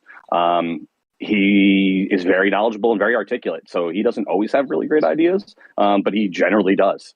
So he doesn't give financial advice, but if he's asking questions, they're legitimate questions. And I think the questions he was asking were legitimate. So please, if you don't understand what do your own research in crypto means, it means get involved and talk to people and try to understand what is going on, because this is the early times of financial instruments in the early 1900s. These are things of value that people don't understand, and they understand there's value, but they don't understand all the intricacies of how they need to protect themselves. And that's why we're trying to have these conversations. There's a reason why we have Mathis coming on and telling us what we need to do, because even I don't know what I need to do sometimes, because I also try to take the lazy way out. So thank you guys for being here. We appreciate you, and give us all the feedback we need to be better. Well, step 1, do your own research on how to do your own research. Step 2, do your own research. It's a little bit like Fight Club, isn't it? Yeah. But on that note, I'm really afraid I'm going to have to go because of 2 reasons. My lift has arrived, and 1, and number 2 is my phone's going to die if I don't. You are an absolute legend. Thank you for dedicating some time coming speaking to us today, Mathis. Always awesome to hear from you. So thank you very much.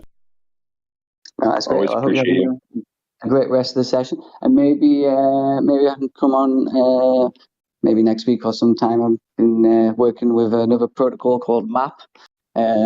So I'm got another meeting with them tonight, and I'll see what their status is. New project, which they just partner with Harmony as well, I believe. Cool. Maybe go and check them out. They're looking for validators. asked me and Hank the Crank for some advice on DAOs and how to attract delegates and stuff. So validators, should I say? So hopefully after tonight's meeting, we'll have a bit more information and maybe we can discuss it on your show. Maybe something a bit more Absolutely, yeah. Doom and gloom of the hack season. Absolutely, we will do. So yeah, thanks again, Mathis, for that. We'll talk more very, very, very soon. Okay, stay cool, everybody. Take care, man. Bye-bye. Bye-bye. So, just to add that, Pioneer just said as well that he could potentially hook us up for an AMA with Findora, which would be really, really awesome, dude. So, thanks for doing that. Reach out on Discord, Twitter, you know how to get a hold of me. It's, again, if we're going to be talking about project, one thing I do want to make clear, and every single project that has been on here, every single person that has been on this, I have not taken a damn thing. We have not taken anything. We haven't taken tokens. We haven't taken NFTs. Nada. So, ultimately, the way that I want to do the setup for this is the website is going to go soon, very soon, is at CryptoLam.live. That is where our website is going to be, and as you can see, it's got the logo up there with CryptoLam coming soon. Get ready, something cool is coming. We're going to be doing merch, and we're going to have a donate button on the website as well. So if you find value in what we do, hit the donate button. Number one, it's going to help us cover overheads. So some of that money will be used to help us cover the running cost of what we do here, but also some of that money will be directed back in the pot to give back to the community, so we can do giveaways and prizes and things like that as well. And one thing that I pride myself on is being completely transparent and honest when it comes to things like that as well. So I want people to have a reason to follow me here and understand that we're not just a shill show. That's not what we're about. We're talking about real projects, real subject matter as well. We're talking about things that are affecting people for real, such as hacks. If there's a rug pull, God forbid, or anything like that, we will address it. We will talk about it. But also, you, the follower, you, the watcher as well, if you have anything that you want to bring to light and you want to come and discuss something, you absolutely can. You don't need to pay to be on this show, which is kind of strange when you think about it in the crypto space. There's a lot of things where you have to pay for, but come on and talk with us. That is the point. So Tabasco, coming back to you again. I keep neglecting you today. I do apologize. So yeah, tell us more about what you are, if you can. Tell us more about what you do on Solana, and is today's hack going to have a massive impact on what you do on Solana? Sure, yeah. So first, quick heads up, my headphones are kind of going in and out here, so I might not be able to hear a ton. But so with Solana, it's really interesting. Like I said, with the hack, it's kind of indicative of a more underlying problem with the protocol as well as wallets in general. That being like lack of private key security. So ultimately, it's fortunately the hack wasn't as big as I had expected it to be, at least as it is right now. There wasn't a whole lot affected, so I think the protocol will move forward. And of course, Solana isn't perfect. They've had a lot of bad experiences with stuff like this in the past, with both their RPCs and just their security in general has been a little bit lackluster. So hopefully this will be kind of a wake-up call for wallets within Solana to kind of step up to the plate a little bit and focus on security. Because I mean, if I was a part of a protocol and my wallet just got drained out of nowhere, I probably wouldn't want to be a part of that protocol anymore. So it's having that risk there, and now seeing that's a possibility is hopefully going to fuel change within the Solana ecosystem, and really put a renewed focus on security, and that's my hope. Hopefully going forward, projects I don't think will be too affected. I think ultimately this is more of a user-centric thing. So people are still building on Solana, and I hope to see them improve the protocol. I think on paper, Solana has a ton of strengths. They're very similar to Harmony in that they have low fees and quick transactions. So it's having Solana as a robust protocol that's a good choice would be really great. At the moment, I'm not really sure it's there. I think that they still have a little ways to go, both on kind of achieving what their vision for the project in terms of like technology is one thing, and then of course security, as we've seen recently, especially with this recent hack, is another thing. I think Solana has some of the largest potential in the space to be a leader and to kind of revolutionize blockchain. But of course, it's going to be kind of bumpy getting there. Same with most other protocols.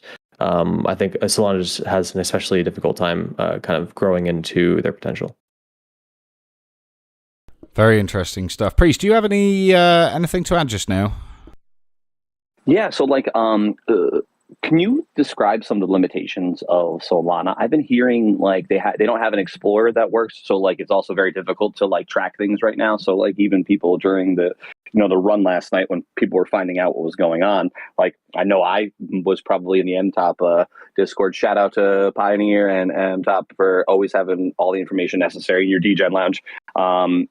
Like I don't know how many times I asked, guys, I'm an idiot. Do I need to get all my money out of my MetaMask? And like, I didn't have a lot, you know what I mean? Like, I understand I could lose it, but like, I also, have other people in our community that I need to be accountable for. So like, what other limitations do they have besides like just, an Explorer issue? Because I heard they have good fees and stuff, but like, I heard it's not EVM compatible. Like, can you go into that a little bit more so I can understand better? Yeah, so Solana is its own chain segregated from EVM, which means that's why it doesn't have MetaMask compatibility or Amity compatibility, because it's built on a different programming language. So Solana is built within Rust, which is both, it's a positive and a negative. It means that they have a lot more room to kind of make things their own, rather than being tied to the technology that already exists within EVM. So, they're kind of isolated in that sense, which makes it, if you want to develop on Solana, most people are exclusive to Solana. It takes a lot of resources to go Solana to EVM because it's not as simple as just like switching up an RPC. You have to kind of rewrite your program. So that's one of the main problems with Solana, and just similar to Harmony in that it's a chain that attracts a lot of requests and a lot of attention because of its fast finality and its low fees, and because of that, they very frequently, actually more frequently than Harmony, generally speaking, have block production being halted. So the protocol gets congested easily, and it's just it's kind of it's actually not too different from Harmony. It's take the problems that you see within Harmony's technology and kind of like multiply those a little bit, and that's with Solana, just because Solana is on a larger scale. And I think that they're definitely moving in the right direction and trying to fix those things. And specifically, their architecture and their software for node running is poor, and it's hard to work with. What we've seen within a lot of node providers that they've had trouble with Solana nodes and getting them to function properly, just because it's a new protocol, right? And it's all, like I said, isolated, and it's all being developed on its its own platform from scratch, which means that right now in the early stages of Solana, it's just not very stable, which is kind of the largest issue with that protocol. It's kind of starving for that stability that you see within things like Avalanche or Ethereum, these protocols that are being built on an already developed platform, which is EVM. So moving off of that to your own thing it creates a lot of problems. So I sorry for kind of deviating from what you were just talking about there a little bit. Just kind of going back to Solana a little bit. I was reading earlier that there was some DDoS attacks happening. You were just talking about RPCs, and it just kind of reminded me, that Solana went down. I don't know, is it still down right now? But I know that there was some DDoS attacks happening to try and bring it down in the first place. Yeah, so the DDoS attacks were originally happening because people figured that making the chain slower, or even taking the chain down as a whole, would stop the hack from occurring at a larger scale, which I personally disagree with. I don't think halting the chain is going to do much, but some people did. So they did what they could to slow down the chain intentionally with DDoS attacks, which did cause most node providers, most public nodes in Solana to either go completely down or get really slow. I'm not sure if it's still happening. I know that we've had some problems since it started, the DDoS attack started. We were down for a couple hours, ChainStack was. But I think it's okay now. Now we're operational over there. So it might just be kind of slow. I think that those DDoS attacks were definitely, they weren't bad faith. They kind of had that right idea, and that, it makes sense, like stopping the chain or slowing down the chain will stop these transactions from going through and people won't get drained, right? There's a line of reasoning there, but ultimately you slow it down and you stop it for long enough, and then as soon as it's resumed back, those transactions just go through and people still lose their money anyways. It wasn't. Sorry, go ahead. No, I was just going to say, sorry to interrupt. I've got a terrible habit of doing that. So yeah, I mean, you don't think it would achieve anything?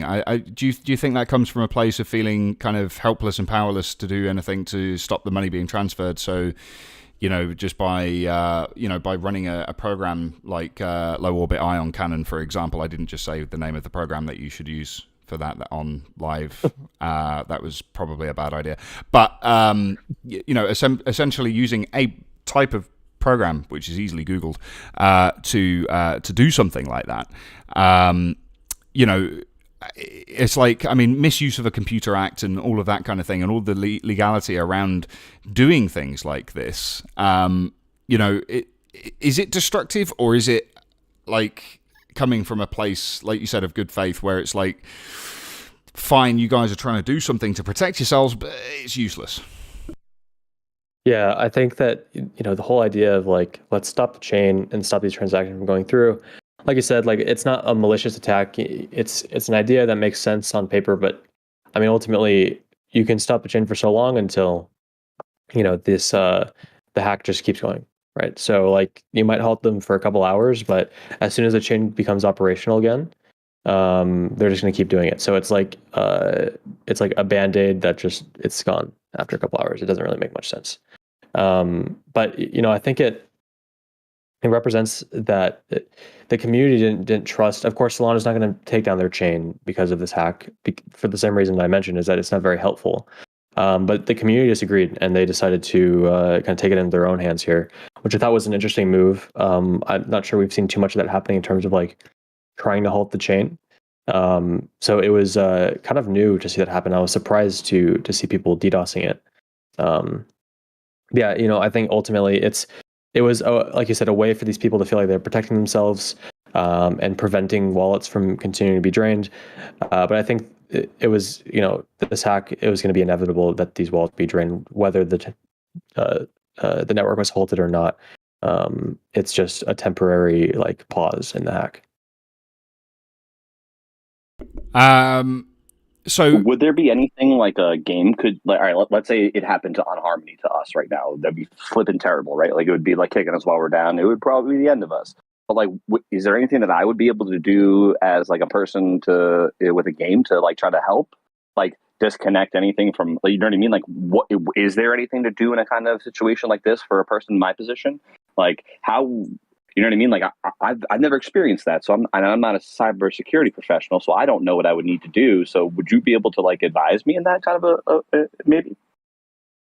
Yeah, so a hack of the same style that we saw, assuming that, of course, it's still kind of up in the air exactly how it happened, but a hack in the style of a private key leak and funds being drained, there's not a whole lot that you can do, unfortunately. Of course, multi-sigs are good because it means that, multiple signatures need to be signed before funds can go out. So Treasury wallets, I'm sure, will be fine as long as they're protected by multi-sig for projects like that. But individual wallets, whether that be like players on your game or just people using the network, are all going to be at risk, assuming that they were, their private key was leaked within wherever these guys got it. So there's not, other than just like keeping the least amount of money possible within software wallets and within private keys that's used to connect to different applications. Unfortunately, it doesn't seem to be a whole lot that you can do. Like we said earlier, like just keeping money that matters in hardware wallets is really the main thing that you can do to protect against this. I think this is, at least within my time in this space, I haven't seen a whole lot of this specific hack. So I think as the situation evolves and we kind of learn more about how it happened, I think we'll kind of get a clearer picture of what to do going forward to prevent this from ever happening again, even on EVM chains. Absolutely. I think it's also critical to point out as well that there's, because of all these exploits and hacks and things like that, I think it's going to become rather normal for a lot of white hat hackers to essentially get to work on trying to hack these bridges, chains, wallets, and all of these things too.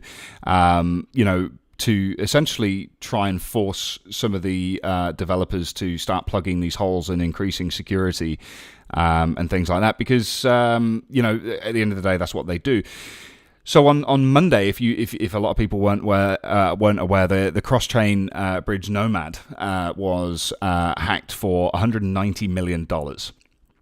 So nearly $200 million worth of USDC and various other things, Ethereum as well, were basically siphoned from the bridge. 5 hours ago, around the same time, no, I think it was I think it was shortly after the Solana hack was happening. Hackers or white hat hackers have returned $9 million of the $200 million exploit. So, you know, it's looking like the Nomad bridge was done by white hat hackers, and there is a potential for them to, basically return a lot more than just $9 million. They're probably doing it in stages to keep people scared, but it is looking like Nomad will receive that money back. But at the same time, I think it's kind of a good thing to see white hat hackers doing this, whilst it can obviously cause a lot of problems, especially from a PR standpoint. I think these things are absolutely critical to happen if it's done by the right people, honest people that are going to return funds and things like that. But I think I'm kind of living in hope, essentially, that the same thing with Solana has happened, that we're looking at a white hat situation, like Mathis was saying. You had the new version of LucaBot come out, which was written in Rust, which is very convenient. There's no guarantee that that's what was used for this exploit, but it's very convenient that it is entirely possible that happened. And hopefully we're looking at individuals that have essentially done it to help plug holes, and that money will be returned. Hopefully. I mean, that wasn't the case with Harmony. Unfortunately, Harmony hack, the money is probably forever gone.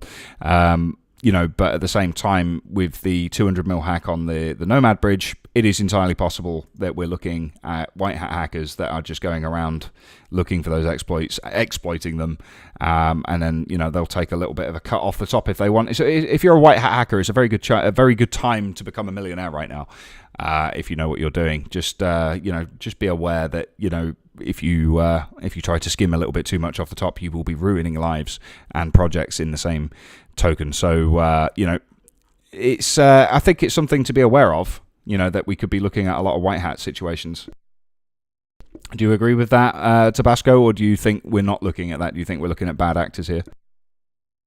Yeah, white hat hackers are really great, and I definitely appreciate when it happens, because while yes, like you said, it causes PR issues and distress within these communities that are affected. Ultimately, that distress is putting pressure on these protocol developers to focus on security, right? I mean, we're in cryptocurrency. A huge selling point of cryptocurrency is security. And unfortunately, it's not really living up to that as of recent, because, of course, as we move down the line, things get more complicated. It's like, when we start with Bitcoin, it's like security focused because Bitcoin's simple, right?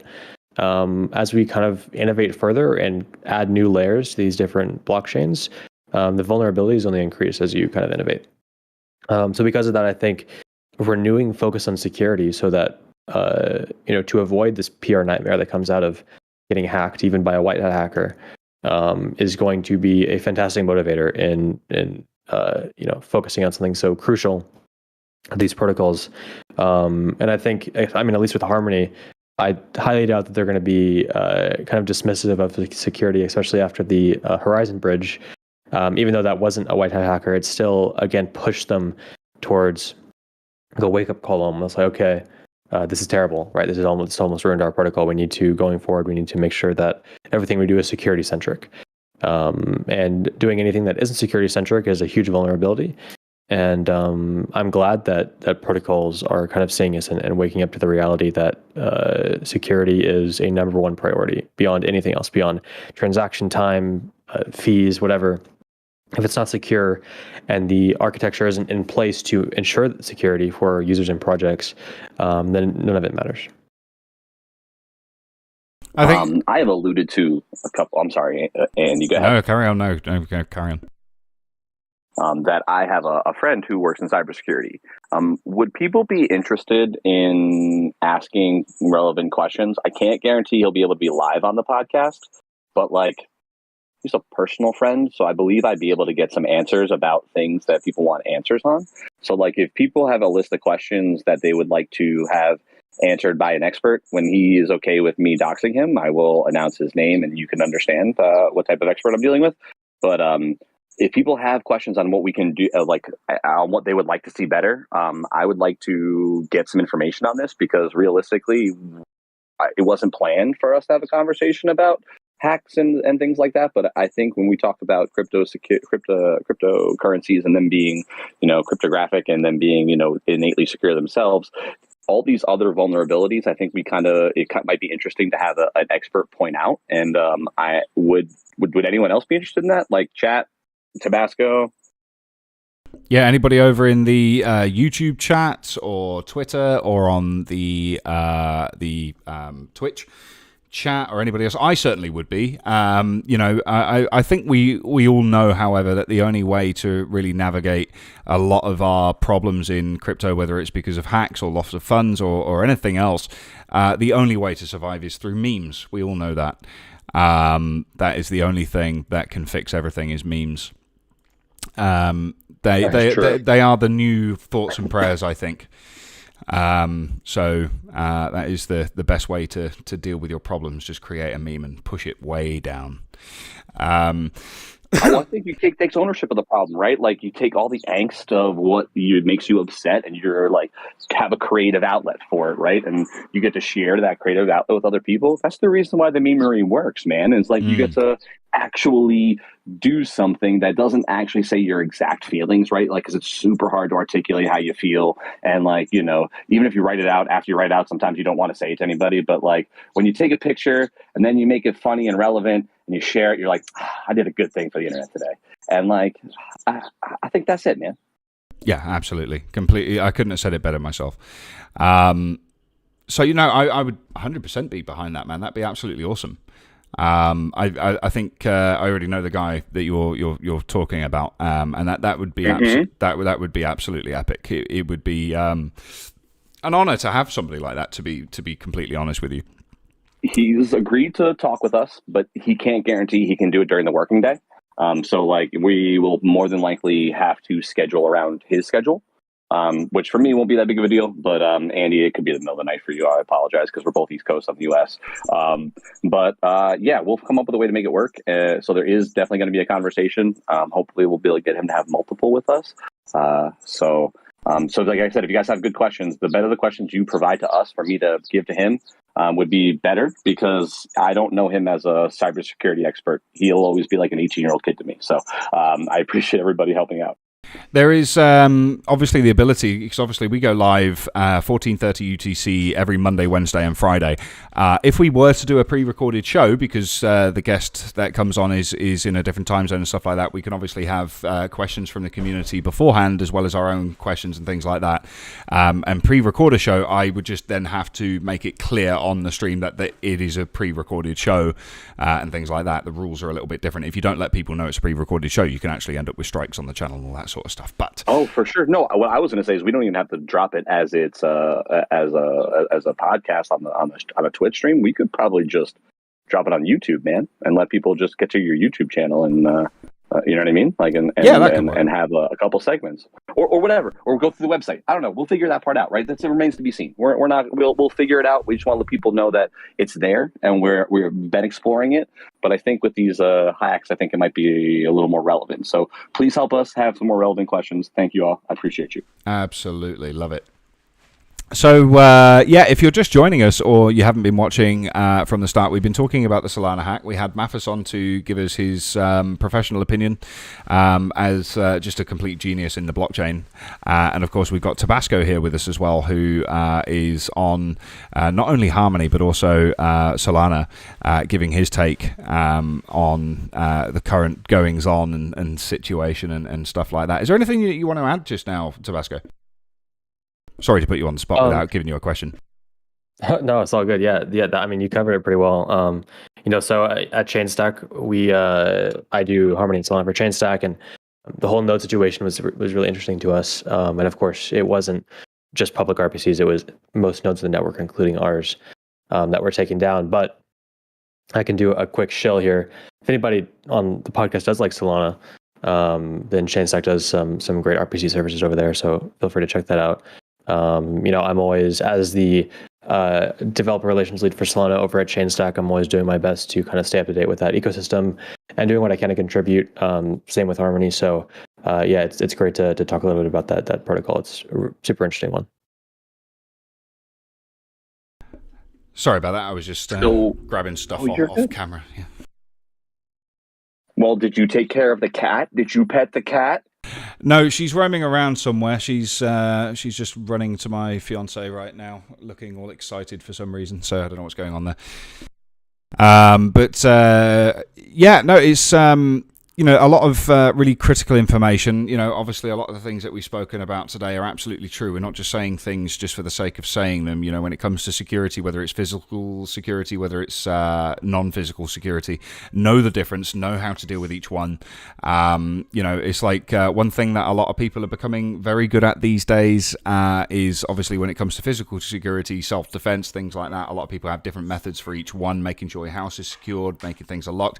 When you have a baby, you know about this obviously around the house. You need to make sure that things are baby proof and secured, that they can't just whack their finger in an outlet or pull on cables or goddamn conduit. Exactly right. So you're going to have all of those things locked down and secure, and you're going to make sure that your baby is safe. Treat your crypto as if you would a baby, unless you're a bad person, in which case you'd probably deserve to lose your crypto anyway. But ultimately, make sure that you are securing things appropriately. And it's like at the end of the day, there is sometimes things that can happen that are out with your control, and if you know that you did everything that you absolutely could to make sure that your finances were secured the best way that you knew how, there's no point looking back on it and saying, oh, I could have done this or I could have done that. It's not helpful, but learn from it, move on, and things like that. But always make sure that you're securing properly.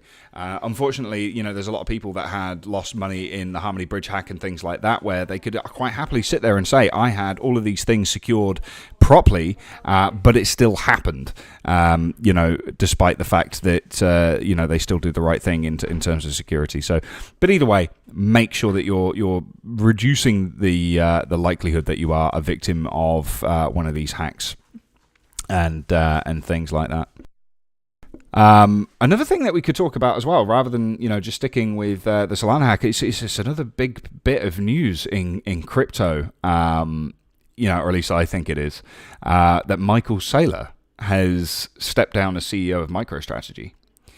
And that could be because he wants to create his own blockchain specific company, or it could be because he lost MicroStrategy around $2 billion and is now walking away from it before it becomes an even bigger problem. Wondering if you guys have any thoughts on that. I didn't actually know that. That's interesting. I know that he's been very Bitcoin heavy recently, so it's surprising to see that. I wasn't expecting to hear that. Yeah, he's. I think it was announced last night. I think it's relatively new. That he has indeed stepped down as CEO of MicroStrategy. Let me just check his Twitter, because I think he alluded to the fact that he might be starting something else. So he's still talking about MicroStrategy and how their stocks have performed and everything else since he started to introduce Bitcoin to MicroStrategy. Yeah, he said 4 hours ago, he tweeted 4 hours ago, in my next job, I intend to focus more on Bitcoin. I sent him a rather harsh tweet. He put this out. Since MicroStrategy adopted Bitcoin strategy, its enterprise value is up 730% plus 5 billion, and MicroStrategy is up 123%. Performance of Bitcoin is 94% plus S&P, and so on and so forth. And he just goes into all of that. And I found that quite interesting because currently, speaking, from a point of view from how the value of Bitcoin has gone down. Technically, he's created a $2 billion hole. So I don't know where he's pulling these numbers from, saying he's 5 billion up. I don't understand. So there's either something wrong with my maths, or it's just a PR thing saying no, everything's fine, and the house is on fire. Well, statistics themselves are always having the context in which you frame them, right? Like that's one of the issues with when looking at anything is you have to look at the graph when they provide one, right? Because everyone wants you to have a visual indication of what they're talking about. But if you don't look at what's on the X and Y axes, you don't know the context, right? And that's the super important part. So like them losing $2 billion is very possible. But if they went from a $1 billion company to a $7 billion company, now they're a $5 billion company, I mean, there's still net growth there. So like as a CEO, that is more of what he's probably saying is like, we like tripled in value. Yeah, okay, sure. We lost money. Okay, but like look compared to the S&P 500, look at what we're still my up investment overall. strategy was. Yeah. Correct. And they're just trying to justify their dismissal. When like, yeah, if you lose $2 billion, you should lose your job. But like, if you're the reason that $2 billion exists in the first place, right? Like that's kind of a gray area. But if MicroStrategy is a publicly traded company, correct? I believe so, yeah. So once you make that money, you have to continuously make that money. There's no way out. That's why CEOs have golden parachutes, is because they set a standard that they always have to continually exceed, because publicly traded companies need to make profit every single quarter. That is the CEO's job. So even though he increased the value of the company by so much, he has to get fired because he did not meet his legal obligations as the CEO, so that he would get dismissed anyway. But like, take a step back, right? Like if he was just Michael Saylor in charge of MicroStrategy, right? Would he be fired? No, everyone would be like, yeah, man, we're still doing great. Why would we get rid of him? But like that makes complete sense. That makes complete sense. And you know, to be honest with you, the way he's doing it is very well. And there's no doubt in my mind that he is a genius with what he does. And I think he made the absolute right choice to include Bitcoin in their portfolio. And you know, with him saying that his next job is going to be focused more on you know, Bitcoin, you know, I think again, do your own research, people. But that's probably something that I will ape the fuck into, to be perfectly honest with you. All right. Well, I don't think it's necessarily financial advice, but I believe if you believe in blockchain, I think consensus is currently that Bitcoin is the most valuable and most stable and most secure. So I don't think it's necessarily a bad idea to tell people you're going to, you know, invest in Bitcoin and Bitcoin-centric businesses. I think that's probably necessarily a good idea, but not necessarily something everyone should do.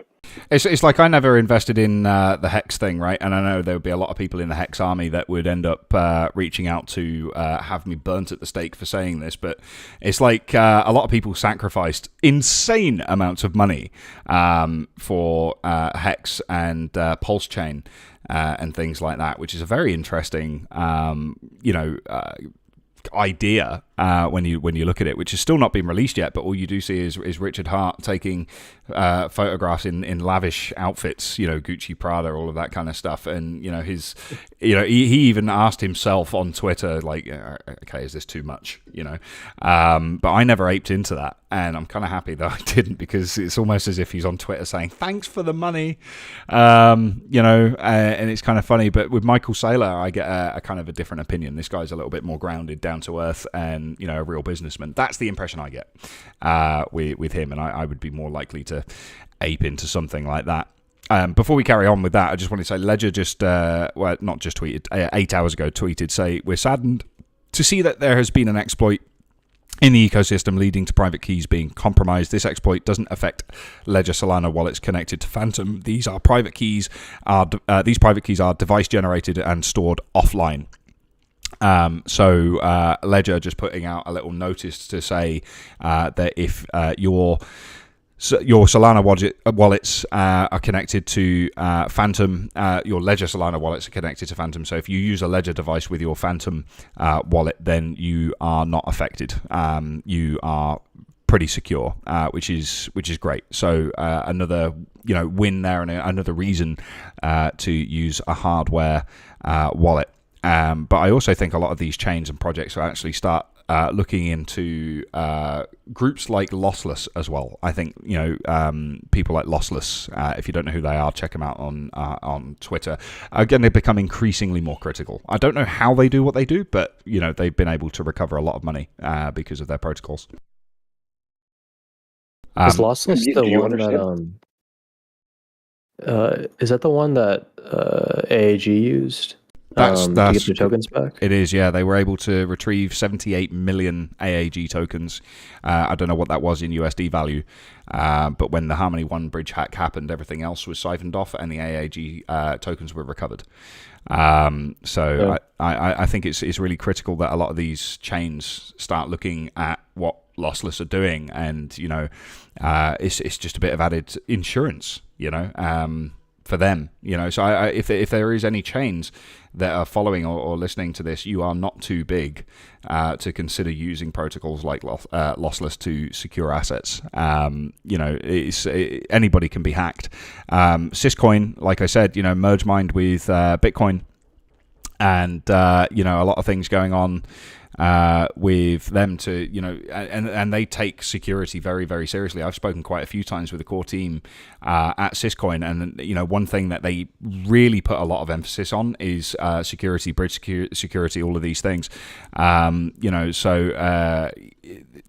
Again, chains like Syscoin and Bitcoin, all of these things are, these proof of work concepts are really the way forward. And if it's like somebody made a tweet earlier on which kind of encapsulated the whole thing brilliantly, which is basically a conversation between him and his girlfriend, and the girlfriend saying he should use a condom, and he goes, well, I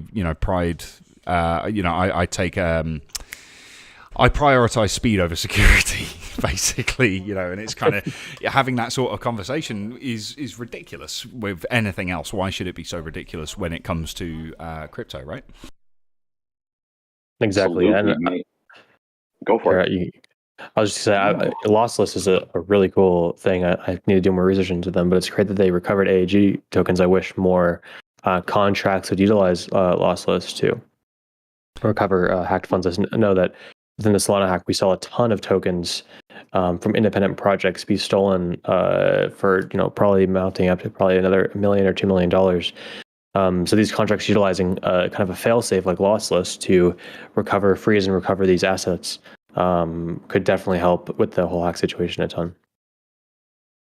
The reason why I absolutely interjected, and I apologize, is because I unmuted before I looked at the screen, because I got sent something from some people on Twitter regarding the Solana hack, and this is something regarding from Patrick O'Grady from Ava Labs. So give me 1 second here. I had to read through a bunch of stuff. Patrick, who apparently works for Ava Labs, is I wonder if there's a nonce reuse bug in some ED25519 signature library Solana projects are using.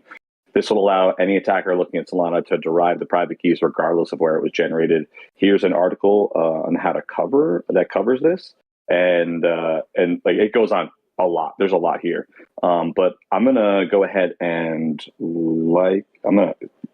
send this tweet to Andy. Where you at, Andy? Discord. I'm so sorry I'm talking about this out loud. Dude, this is exactly what you have to end up having to do. I'm so sorry, Dandy. I'm so sorry. But what I mean here is this is some high-level stuff that I don't understand. Maybe Tabasco can figure that out too. I apologize. But this is what does a nonce reuse issue mean, Tabasco? Is what I was trying to get at. Do you understand what that means? Yeah, so nonce within at least EVM, I'm sure it's very similar with Solana. A nonce is essentially a number that dictates the order of transaction that the transaction you're pushing is in. So whenever you build a transaction, one of the main parameters in that transaction is a nonce. That nonce is just a number, it's an integer that says this transaction is the 49th transaction that this wallet has sent, or it's the 100th transaction this wallet has sent. It does this for a lot of reasons, but ultimately it's just for validation, and it helps with the consensus of that transaction. So yeah, nonces are integral to sending transactions, and I've never heard of a nonce reuse bug, at least within EVM. So it would be interesting you can message me that tweet if you want on Twitter. It is. I actually message it in our Discord chat, so it's there for either of you guys to read. Yeah, that'll give you the thread. So in England, nonce means something completely different. Right. Sorry. Man, language. No. I don't even know what it means in England. So, like, do you want to? Can you educate us, or is it inappropriate? It's extremely inappropriate, and it actually comes from prison officers of all things. I know I keep talking about prison officers. I was one. So yeah, basically, what would happen is if certain types of criminals who like to prey on vulnerable people, such as children, for example, and I won't elaborate further than that. I'm sure you can all guess. Oh yeah, we can stop. Yeah, we can stop. So basically, prison officers. Oh, it's okay. It's not like that. Prison officers would essentially put on the door or the chalkboard board of the cells of those individuals nonce, which stands for not of normal criminal element. That's where that comes from. Oh, but so like this is gonna was that done on purpose for like is there, so it dependent on, like, in America there's a high level of crime and like physical violence within penitentiaries. Is it the same in England, or is it like different? Because I know in like some Nordic countries it's like a resort-esque type environment where they like actually care about helping people, etc. Well, so what's it like from your experience? It's funny you say that, because in the US, the prison system is a corporation. I don't care what anybody says, it is a corporation. It is a money-making corporation designed essentially to rip up the 14th Amendment and just do it in a different way. That is my opinion of the American prison system, plain and simple. But in the UK, the system was designed to obviously protect the public from the criminals that would create victims. So the idea was to obviously remove their freedom, not necessarily punish people whilst they were in prison, but to their punishment was to be removed from society. But essentially the way prisons were designed, especially back in Victorian times, it was very regimented, very military, but also extraordinarily depressing. There was a high rate of self-harm and suicide and things like that. And riots were more common and things like this. And now, more so, the emphasis is being put on, especially in Europe, in the eyes of rehabilitation. Now, it is not possible to rehabilitate everybody, but we are understanding more and more and more as time goes on that it's more about what leads people to commit the crimes that they commit, right? So they take a look at environment, upbringing, all of these sorts of things, and the idea is to try and support individuals who have made terrible decisions through their lives and created victims, to essentially put them away and work with them so that when they are released, that they don't essentially create more victims. So the idea of rehabilitation is very real, and in the UK they are starting now to put a lot more emphasis on that rehabilitation, and they're changing how the prison systems work. So a lot of the prisons in the UK took there's still a lot of Victorian style prisons which are not very helpful, and there's a massive reduction in prison staff as well, which doesn't help. But the UK have just created a load of so-called super prisons, and a lot of these super prisons, they have phones in the cells, showers in the cells, and even computer devices in the cells, so that these people can take care of certain aspects, such as their own finances, for example, from their prison cell, and they can make calls to pre-approved numbers so that they can keep in contact, with family within reason. And a lot of prisoners who have been in the system for a very long time started going to these super prisons and started smashing up their own cells because they couldn't adjust to this new way of thinking. Basically, when it comes down to it, Discord chat is dead. Okay, interesting. I don't know why that happened. That's strange. Working for me. I think you... Absolutely. Yeah, Priest, you've joined the wrong chat. That's why. You've started a private call in a private chat with me rather than rejoining the one that we had previously, which is here. Yeah, so you dropped out and went into the wrong call, if you're listening. You are in the wrong call. There we go. Me and Tabasco are still here. You left. Let me just tag you, make it easier. Basically, in that respect, a lot of prisoners didn't know what to do when they, started to go into these new, bigger environments where people could, actually get access to the things that they need, such as education and work and qualifications, all of this kind of stuff. In certain Nordic countries, they've taken that a step further. If you look at a lot of the prisons that are being, and there's loads of documentaries on this, they essentially end up having their own islands, which are full towns and communities where they live, work, and support each other. And we're talking, murderers that are working in kitchen with sharp objects, with knives, and things like that. And when you actually go and speak to these people, because you're giving them an element of humanity and treating them like people, the response that you're getting is different. If you have anybody in these locales that obviously are not adhering to the rules, maybe they need more support and help, there is obviously facilities for these individuals, but for the most part they are having a drastic effect, and a lot of the people that are committing these crimes are going into these prisons, and they are actually being rehabilitated and not creating more victims later, to the point that these countries are actually having to close prisons because they don't have enough prisoners. So what they're doing is actually working. Whether you believe these people, when they've committed a crime, should be punished or not is irrelevant. The point is, the idea is to reduce crime and reduce the amount of victims that are made. Whether you agree with it and whether you agree with the concept, it works, as opposed to the concept of people being punished. I have my own opinions on crime and punishment, and I absolutely believe that there are certain crimes that are unforgivable, and punishment should be rather terminal, for lack of a better way of putting it. But I also do believe that there is a lot of individuals out there that are it is possible to help. It is possible to help rehabilitate, and I believe these prisons are a good thing.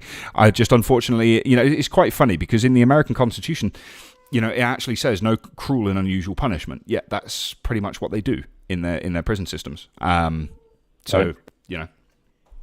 my take on it. I 100% agree with you there. I think we're kind of moving away, but I did want to say that, like you said, these countries, these Nordic countries, or the UK or whatever, that have these more rehabilitative prisons, the reoffending rate is significantly lower than the US, which is, like you said, much more geared towards punishment.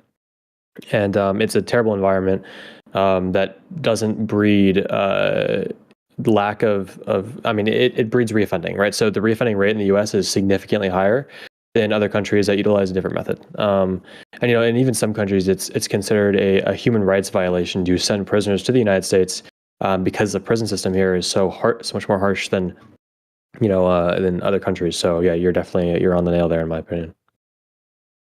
Yeah, I wasn't trying to derail the whole podcast. I apologize. I just wasn't sure if what I was asking was going to be like an appropriate word, and it turned into like a really thoughtful, educational piece. I thank you, Andy. I appreciate it. I got so mad that I couldn't hear it. I got on Twitch to be like, I got kicked out of chat.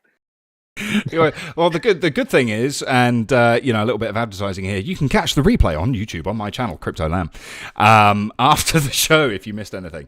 But at the end of the day, I think it all ties in. We're talking about physical security, software security, and everything else. And prisons are the absolute definition of physical security.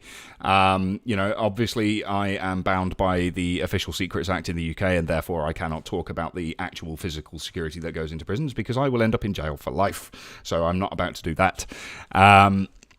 But essentially, it's something that I learned a lot from, and it's something that I can apply to my daily life to actually help. In terms of, I'm just very mindful of security, more so than I ever was before I joined the prison service. Quite simply because it's something that I think we all take for granted, but also things like prisons are very misunderstood places. But also they're also extraordinarily secretive as well, especially in the UK. They are very, very secretive indeed, and there is a reason for that. It's not because they want to be able to abuse people behind closed doors. That's just simply not true. And many of the people that I worked with are incredibly talented, dedicated individuals. That do an incredibly difficult job. So hats off to anybody who's in the police. Even the military, prison service. Paramedics, firefighters. All of you guys are absolutely critical and the absolute cornerstone cornerstone of any society, and they all do a very dedicated and good job. And the thing is that the prison system, and again, because I'm closer to it, the people that work in the prisons are often looked down upon by a lot of people for some bizarre reason, because people just don't want to acknowledge that these people have to exist in society to work with certain criminals and things like that. But a lot of people don't even realize this as well, that as a prison officer, I had all of the same legal rights in terms of like arrest and things like that as a police officer. I actually had warrant card and all of that kind of stuff to be a prison officer. So it's a lot of people don't even realize that. So it's a very interesting thing indeed. You kind of sparked off a part of my brain there, Priest. So don't apologize, man. It's all good. And I think it's interesting to the viewers too. Yes, okay, we're a crypto podcast, but I think some people can appreciate different things like that. There's a lot of things that you talk about from your background and what you do, which is incredibly interesting as well. I think a lot of people find working with numbers rather boring, but some of the stuff that you talk about is far from boring. I think it's a lot of very interesting things that I think a lot of people wish they knew more about. I certainly do. I think the issue with everything that that people have issues with is because when you were younger, you didn't necessarily have a teacher that was able to give you a way to relate the material in a way that resonated with you. So like the reason I'm good with numbers is because I had this really awesome teacher in high school, and she was this little lady, right? And she was like maybe 5'2", right? And she would like make these jokes that like were actually really funny, but because she was an adult, no one would be willing to laugh, but like they were hysterical. And like, maybe have a really dry sense of humor and that kind of stuff. But like she was able to show that everything as an adult can go back into math. And if you can realistically go back and relate things in a good way, anyone could understand. And like, the way she explained some things to people I had classes with that I knew were intelligent but didn't understand the statistics part, like, they were good in calc, but they didn't really necessarily understand regression models really well. Like the way she was able to do that made me recognize like, oh, math is actually kind of, I'm cool with math. Like I should be cool with math, whatever. Like it makes sense. Let me just do that. So like, I think we all kind of find the thing in our life that we enjoy when we're younger. And I think we kind of can probably all relate it to a teacher. And if anyone, disagrees with me, let me know. But if you also have like an experience with like a teacher that you think defined why you are and where you are, also share that. Cause like, I think it's cool. I don't know. What about you guys? For me, my maths teacher was a guy called Mr. Cross, and he really was. He is not somebody that was able to get through to me when it came to mathematics. So that's my experience there in a nutshell. But the teacher that resonated with me the most was actually my religious education teacher. That was a teacher that had a lot of patience, and it was somebody that really listened. And when that's why I think I'm more in tune with a lot of philosophical things.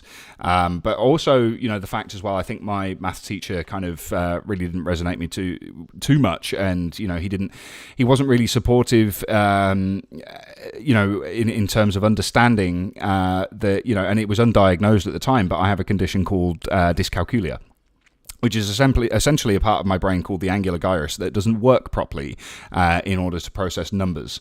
So that's something that I suffer with. It's not a complete barrier to numbers. I can read numbers. I can understand it. It's not like dyslexia where things are kind of warped and distorted. It's just that I have an inability to calculate and process numbers like most people can, or a lot of people can.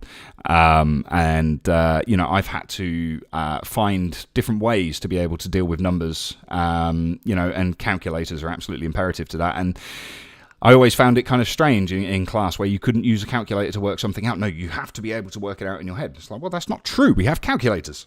We have computers. So I could never kind of get around that kind of idea. I get it, but at the same time, it's I always found it an alien concept. But yeah, my religious education teacher, he was definitely the one that resonated with me the most, I think. I never had it. What about you, Tabasco? Yeah, I never had a great relationship with my teachers. I've always been a little bit obstinate to them. So, it was, some teachers were super nice. Like I had this science teacher that was great. But there's for me. I never really connected too well with them as, I guess, authority figures. I always wanted to kind of do the opposite of what they asked for me. But I mean, my grades were always fine. It wasn't really the academic part that I had problems with them. But it was just, I guess, when I was doing that stuff, I saw them as authority figures and didn't connect with them very much because of that. I was kind of the same. I was a bit of a rebel in school. No, let's not say rebel. Let's say how it was. I was a shit. I was a total shit in school. Right. So I had the same sort of problem with authority, which is ironic considering I ended up becoming an authoritarian figure. But no, I always did. No, that's good. It's good. It's people who have problems with authority are the ones who should be in authority because they recognize the downfalls of the people who are in authority, right? Like they recognize what sucks about that. And that's why you went there, because you could be an actual example of what you think should be done there, not what it currently is. That's really good, actually, man. Like, don't discount yourself. It humbled the fuck out of me. I can tell you that. Excuse my French. It really did humble me and changed a lot of things in how I think and how I behave, for sure. And in terms of what I learned there, I think that the most valuable takeaway that I got is that it is possible to be authoritative without being a dick. And I think that is I think that's the most important takeaway that I got from that. I concur. Generally, they call it servant leadership. And if you are in any kind of business and you don't understand what servant leadership is, there's a bunch of really awesome books. I recommend Captain's Class by Sam Walker. Do you too? I think she sounds so sweet, man. She got a little cough there. Well, we just finished a bottle in like a minute and a half, so she's probably going to burp in a second. I love the sounds that babies make, that little cute voice, I'm cooing now. Okay, so we've been going now for our usual allotted time of 2 hours, and we've spoken about the Solana hack, we've spoken a little bit about Michael Saylor, and we've spoken about the prison system and their ability to do good things and bad things in society in Europe and in the US. Let's not get into Middle Eastern jails or in Africa, because that's just They're a different breed, especially the ones in Asia. They're a very different story. Although I've forgotten the name of it, but there is one in South America that actually did an amazing job of trying to rehabilitate people. There's a lot of prisons in South America that are essentially run by the cartels. They're run by the gangs, and the officials that work in these places actually have to ask permission from the gangs before they can even go into the jails, which is insane. Very definition of losing control. But there is one in South America. I don't know if you guys seen this, and it was very prominent and up and coming, like during the pandemic, during lockdown, where everybody was just kind of terminally online on TikTok and things like that, where you started seeing a lot of prisoners coming out and doing like mass mob, flash mob style dances. Did you see those? I didn't actually. I haven't heard of that. So there's this prison in South America somewhere, I've forgotten which one it is, where they basically got all of their prisoners to sign up to a dance program. And incredible level of skill from these dancers, and some, they even had a couple of people that were, like obviously, professional dancers leading the troupe. Go on YouTube and search it after this. For the prison dancers. I don't know how else you would find it, but they basically did routines to the point where the public were coming to the prison to view them dancing, and a lot of that money was then being used for charitable work and things like that, and it was working towards the rehabilitation of the men in that prison. So very interesting stuff. So, even though South America has a lot to do in terms of rebuilding their rehabilitation system, that is one place that is taking the lead for sure. So yeah, very interesting. And the other critical thing that I want to leave you with as well, and this is something that people always overlook. Yes, okay, when we're talking about the prison system, you're talking about criminals, and there is people that absolutely deserve to be there, absolutely. But at the same time, you still have to remember that some of these individuals that are in there are, and I say some because there's some that I don't recognize this way, but there is, for the most part, majority of the individuals that are in prison are still human beings. They just fucked up, There are some that, it's a different story. But that's my take on it. So, with all of that said, our viewer numbers were a little bit lower today, but that's okay. I said at the start of the cast, it doesn't really bother me too much how many people are watching. I'm not egotistical about this, and this will organically grow as time goes on. We get some awesome people to come and speak with us. Like today, we have Tabasco, very talented dude. Thank you very, very much for joining us, Tabasco. Absolute pleasure to have you here. And obviously Mathis as well, equally brilliant and talented at what he does as well. And, the amount of people that we've had on in the past as well, just incredible. And, thanks again to Priest and everybody else who, works with the Crypto Lamb Show to, bring us guests as well. So Rugless on average is on vacation right now, but when he comes back, no doubt we will be able to have some more conversations. He put me in contact with some people to have on the show, but because of the hacks and the drama and all of that kind of stuff, I haven't been able to pick up the conversation with them to have them on this show, but we will on Friday. I happen to know that we have a very, very cool guest coming on. Are we going to announce that just now to get everybody hyped for it, or are we going to keep it under wraps? Let's just say it's a person you've seen in the Twitter spaces with a pretty ridiculous proposal idea. And I'm going to leave it at that. Very nice. Yeah, so our guest on Friday is absolutely awesome. Keep an eye on my Twitter and Priest's Twitter and all of the Twitters. We have our Discord URL above us as well. It's just discord.com/ and then 5B6FSU PTCT. You can read it. It's in above my head up there somewhere. So you can go to our Discord. Anybody can go to our Discord and join in the chat there. And we will be back with some awesome people in the future. And we're potentially too much Coca-Cola. It's repeating on me. So we're potentially also going to have some security experts to come and talk to us as well in the near future, by the sounds of it as well. So that'll be absolutely awesome. So if you guys want to say goodbye, I am going to cue up the outro and all of that stuff. Bye, everybody. Be good to each other. We'll see you on Friday morning. Hello. Thanks for having me. See you guys. Thanks again for watching. I'm going to drop the call here, guys. Hope you don't think me rude. So I will catch you all later. And just absolutely legendary. Everybody that is tuning in here who has followed me, thank you very, very much for the continued support and love that you show this show as well. And I hope you enjoy listening to it just as much as we enjoy making them. The website is coming very, very soon. I know our web developer is he's super busy, but he's doing an awesome job at getting everything done. And when the website goes live, it's going to be absolutely awesome. And I won't have to keep repeatedly putting different links.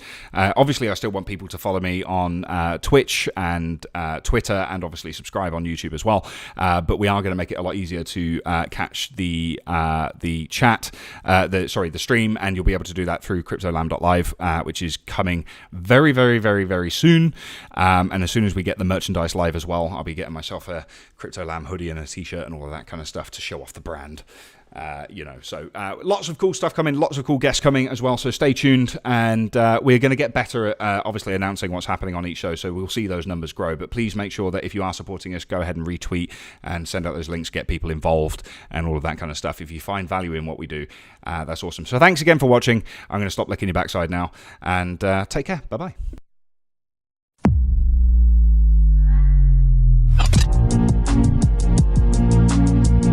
Thanks for tuning in, folks. See you next time on the Crypto Lamb Talk Show.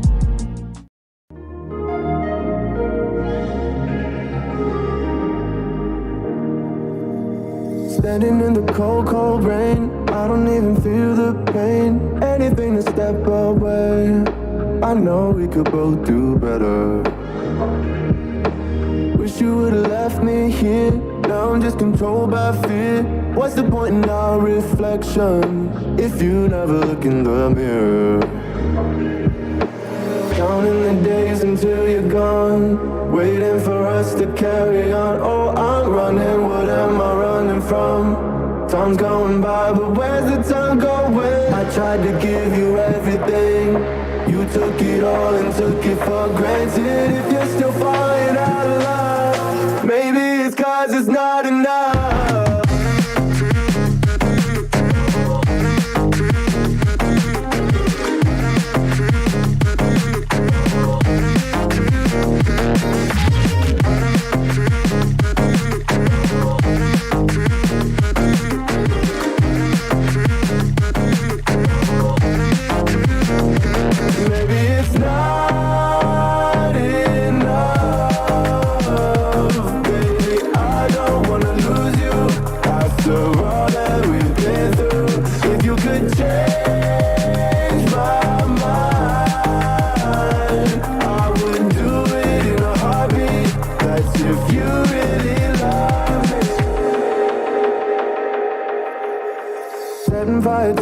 my brain, wondering how I'm to blame.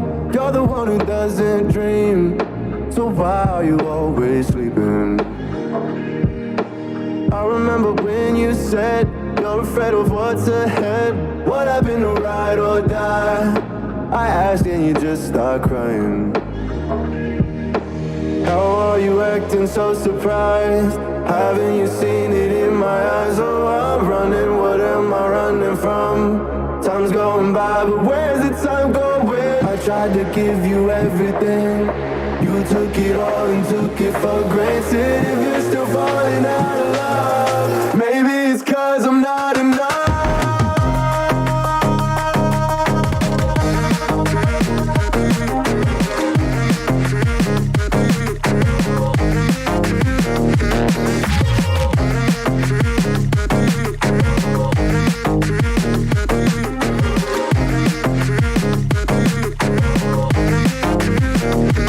Maybe it's not enough.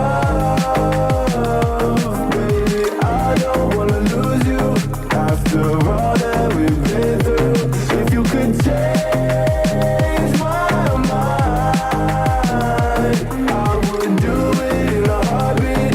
That's if you really love me.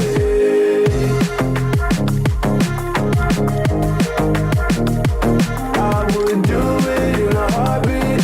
That's if you really love me.